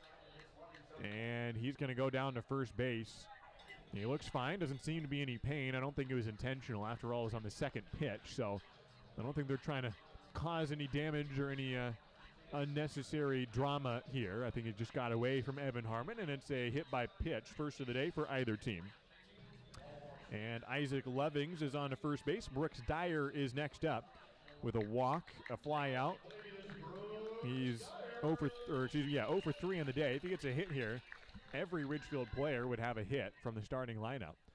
Runners in first and second, 1 down, and Dyer takes inside for ball 1. Similar to Lovings, he's also making his debut on the 2021 summer for the Ridgefield Raptors. Played at this ballpark plenty of times this summer for the Northwest Star Nighthawks, which also play here or travel around the West Coast League, such as tonight when they're playing against Wenatchee. A swinging strike from Brooks Dyer, and it's a 1-1 count. The team that Dyer would have been perhaps starting at shortstop for trails Wenatchee 12-4 right now up in Wenatchee. He thought he was going to be making that trip and then got the call. He's joining the Raptors here and getting the start at first base tonight. Takes a ball away. 2-1's the count to Brooks Dyer. Plays for Eastern Oregon with 1 out and runners on first and second. Here in the bottom of the 8th inning, Ridgefield already up 14-2 in this contest. Here's the 2-1 pitch to Dyer. He fights it off foul for strike 2. Final score, Cowlitz beats Port Angeles 13-4. Corvallis beat Bellingham 2-1 tonight. And the Bend Elks leading, but still plenty of time. 7th inning, they're ahead of Portland 6-2. Down at Walker Stadium, the 2-2 pitch to Dyer runs away, and it's ball 3. Full count, 1 out, 8th inning. Runners in first and second for the Raptors. They already lead by a dozen in this contest. If the Bend Elks hold on to that lead and Ridgefield holds on to this lead, the Raptors would move back into a tie with the Portland Pickles. Here's the payoff to Dyer. It is inside for ball 4. He draws his second walk of the day. The bases are now loaded for the Ridgefield Raptors here in the 8th inning. No score yet this inning, but Ridgefield scored 6 runs last frame when they had 6 hits last frame, only 1 walk. And now they got the bases loaded, 1 out, and Caden Connor will be the batter. Luckiest man on the team. He just always comes to the plate with the bases loaded. Had one game earlier this year where he came up with the bases juiced 3 times in one game, and then had bases loaded 2 times in the next game, and 1 more time the game after. He's got bases loaded for the first time today. He has 3 singles in the ball game. First pitch to Caden. He loops it into right field or left field. High hit ball to get into foul territory and will land in the field of play, but in foul territory. And it'll be a foul ball. 0-1's the count to Caden Connor. Has made Cal State Fullerton proud with his 3 hits today. He loved Rick Vanderhook, the coach that finally finished out his career at Cal State Fullerton, but he's perhaps even more excited for the new coach, Jason Dietrich. He's one of the few guys who would really mesh well with both. They're very different styles of coaches, but he gets along with both. 0-1 count, and the pitch is on the outside edge, 0-2. Vanderhook's kind of the old school guy, and Dietrich's kind of the energetic youngster. I don't know if youngster's the right word, but younger compared to Vanderhook, and brings a lot of energy. He was just talking with Caden, called him up a couple days ago, and they've gotten on the right foot. Good relationship between those two, and Caden will go back down to Fullerton and play for Dietrich this spring, his third year in Fullerton. He has an 0-2 count here from Harmon. Swings and puts one into left center field. That's going to score at least 2 runs. Here comes Lovings from second base. He'll score. It already scored. McDowell might score 3. Coming around from first base, and Brooks Dyer scores. It's a 3 RBI double for Caden Connor. He's got 4 hits on the day, which ties the single game record in Ridgefield history. And the Raptors have now tied their single game mark. 17 runs. They lead at 17-2 in this ball game in the 8th inning. A 3 RBI double for Caden Connor to left center field. It scored Brooks Dyer from first, who becomes the 17th player to score, or representing the 17th run in this game. Caden Connor continues to make his lead in single season history in doubles. That's the 17th for Caden, most in team history. Wade Meckler's the next batter and takes a ball. 1-0 is the count. 1 away, runner on second. Ridgefield has now tied the single game record in runs scored. If Caden Connor can score, that would be the most in team history. Meckler takes a ball. 2-0 is the count. It is, however, not the most runs scored against Walla Walla. The other game, when Ridgefield scored 17 runs, was also against Walla Walla back in 2019. That one was 17-3 the final, so this could be the largest margin of victory in team history. And Wade Meckler pops one foul down the left field line. It's a 2-1 count to Wade. 1 out. 17-2 is the score. It does become the highest scoring game this season for Ridgefield by 1 run, and it also becomes the highest scoring game here at the Rourke in team history. That was set earlier this year, 16 runs against the Bend Elk. So this is the highest scoring game at this ballpark in the history of the Ridgefield Raptors. 2-1 pitch is high for ball 3. 3-1's the count with Caden Connor on second base. Wade Meckler, the batter, with a good day in his West Coast League debut. A single, a double, a walk, 3 runs scored. He's 2 for 4 in the ball game.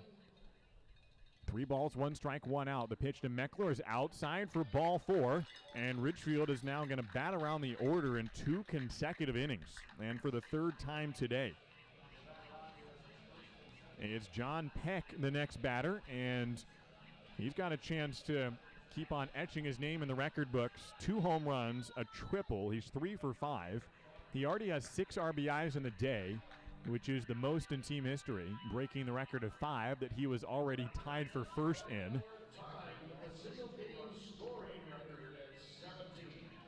And he'll come to the plate after a mound visit from the catcher. So John Peck at the plate with runners in first and second, 1 out. And the bottom of the 8th inning continuing. Ridgefield will not come to the plate in the bottom of the 9th, we can presume, with a 15-run lead. And so if they're going to set the record for most runs in one game, it's got to be right here in this inning. John Peck at the plate, Brady Casper on deck, 1 out, runners in first and second. 17-2 is the score. John Peck, who's also helped turn 5 double plays in the ball game, and he's got 2 home runs and a triple. First pitch to John Peck is under the hand, but hits the inside corner for strike 1. 0-1's the count for John Peck. The infielder from Pepperdine University. He's from Moore Park, California. He's only spent 1 year at Pepperdine. He just turned 19 years old earlier this month. The 0-1 pitch is inside for ball 1. 1-1 the count from Evan Harmon, who's encountering John Peck for the first time today. John had an RBI triple last inning, his first triple of the year. Evan Harmon came in this inning, and this is the 9th batter he's faced. 1-1 pitch, grounded towards second, fielded on a couple hops by the second baseman. The throw from the shortstop onto first, and it's a double play. And John Peck, okay, he is human. After the 2 home runs and a triple, he grounds into a 4-6-3 double play. Ridgefield still bats around the order in the 8th inning and gets 3 more runs in the frame. They lead at 17-2 in this ball game on 17 hits. 3 runs this inning on 1 hit, and no errors and 1 left on. We head to the top of the 9th inning. Ridgefield tries to close it out with Jacob Acosta coming in to pitch. It is not a save opportunity for Jacob, but he'll come in to pitch the 9th inning here for Ridgefield. We'll come back for the final 3 outs of this ball game after this break. Dick Hanna Dealerships is proud to welcome everyone back to support our Ridgefield Raptors. Just in time for warm summer nights with family and friends, lounging on the lawn or eating dogs in the stands. Feels good to be back. In business for over 70 years, Dick Hanna Dealerships is a local, family-owned business with locations in Vancouver, Kelso, and Portland. Choose from thousands of cars and 12 new car brands. Experience nice in the car business. Dick Hanna Dealerships. Believe in nice. Now play ball. Join the Ridgefield Raptors for warm sunshine, great food, and exciting top-level college baseball at the Rourke. Bring your family, friends, neighbors, and coworkers for a relaxing night outdoors this season. Your group can welcome us on the Les Schwab left field platform, the Leonard Homes and Dick Hanna grass berms, or the First Centennial and Wellhaven Pet Health picnic areas. There's nothing like a Ridgefield Raptors summer baseball game. Get your tickets now at ridgefieldraptors.com. Go Raptors!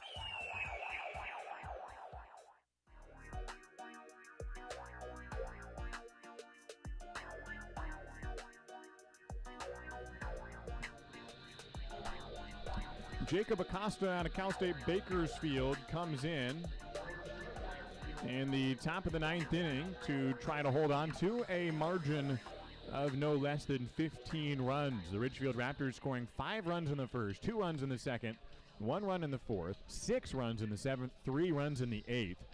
And they score an average of just over 2 runs per inning in this ball game, scoring 17 in the contest. 17-2 is the score on 17 hits, while drawing a total of 9 walks in the ball game. Needed just 1 error by Walla, and left 7 on base. Jacob Acosta will try to get the final 3 out of this ball game. He'll be facing the middle of the order. It'll be Seth Ryberg, Matt Clark, and Will Grimm to the bat for the Walla Sweets. We've still got 2 more games in this series, and 5 more games between these clubs the rest of the way. Walla is on a bit of a slide, so Ridgefield could use the friendly schedule here. They've just got 1 series of the final 4 against a team with a winning record, although that one team is the team with the best record in the Corvallis Knights.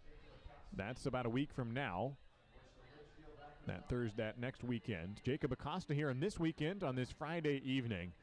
That has been red hot for the Ridgefield Bats and pretty darn good for the pitchers as well. Pinch hitter for the Walla Sweets, it's Colton Aragon out of Walla Community College. And the Rathdrum, Idaho native takes a strike. 0-1 the count from Jacob Acosta. He's from Exeter, California, pitches for Cal State Bakersfield. After the nice day for Jet Lotus, just the 3rd pitcher used for the Ridgefield Raptors. And a fastball at 92 miles an hour is a ball. 1-1 the count from Jacob Acosta. Defensive alignment, Wade Meckler in left, Micah McDowell in center. Caden Connor with his bases clearing double last inning in right field. Grounded to first, fielded easily by Brooks Dyer. He'll run it himself to first base. And an unassisted put out to start the top of the 9th inning. Walla down to its final 2 outs with a 17-2 lead for the Ridgefield Raptors. It'll be Matthew Clark next up, and the 6'2" incoming freshman at University of Arizona. And with the bases empty here in the top of the 9th inning, Clark takes to the plate against Jacob Acosta. And the record books continue to be rewritten tonight for the Ridgefield Raptors as Acosta throws high for ball 1. Records on the day that have been felled. Most runs here at the Rourke, 17. Most RBIs by 1 player, John Peck, 6.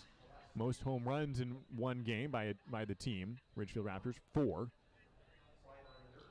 And those 3 have been pretty good, and John Peck's day of 2 home runs and a triple have been solid. Acosta misses low for ball 2 to Matthew Clark.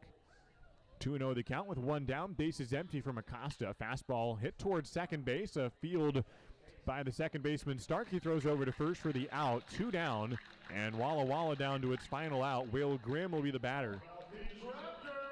How about this on the week? Ridgefield won a ball game 1-0 on Tuesday. Didn't score until the bottom of the 9th inning. Had just 2 hits in that game against the Redmond Dudes, a team out of the Pacific International League. And now they're facing Walla Walla, and they score 17 runs on 17 hits. And that's baseball, I guess. It's something. It's the Ridgefield Raptors. That's the season for a team that's usually been hot. And the occasional off day, baseball teams will do that to you. But on the same week, they have a 1-0 win and a 17-2 score in the 9th inning. Acosta drops it outside for ball 1 to Will Grimm, the designated hitter from Loyola Marymount. He has struck out a couple times today and grounded into a double play. Pinch hitter here for Walla Walla. It is Joe Ball out of Lewis Clark State from Beaverton.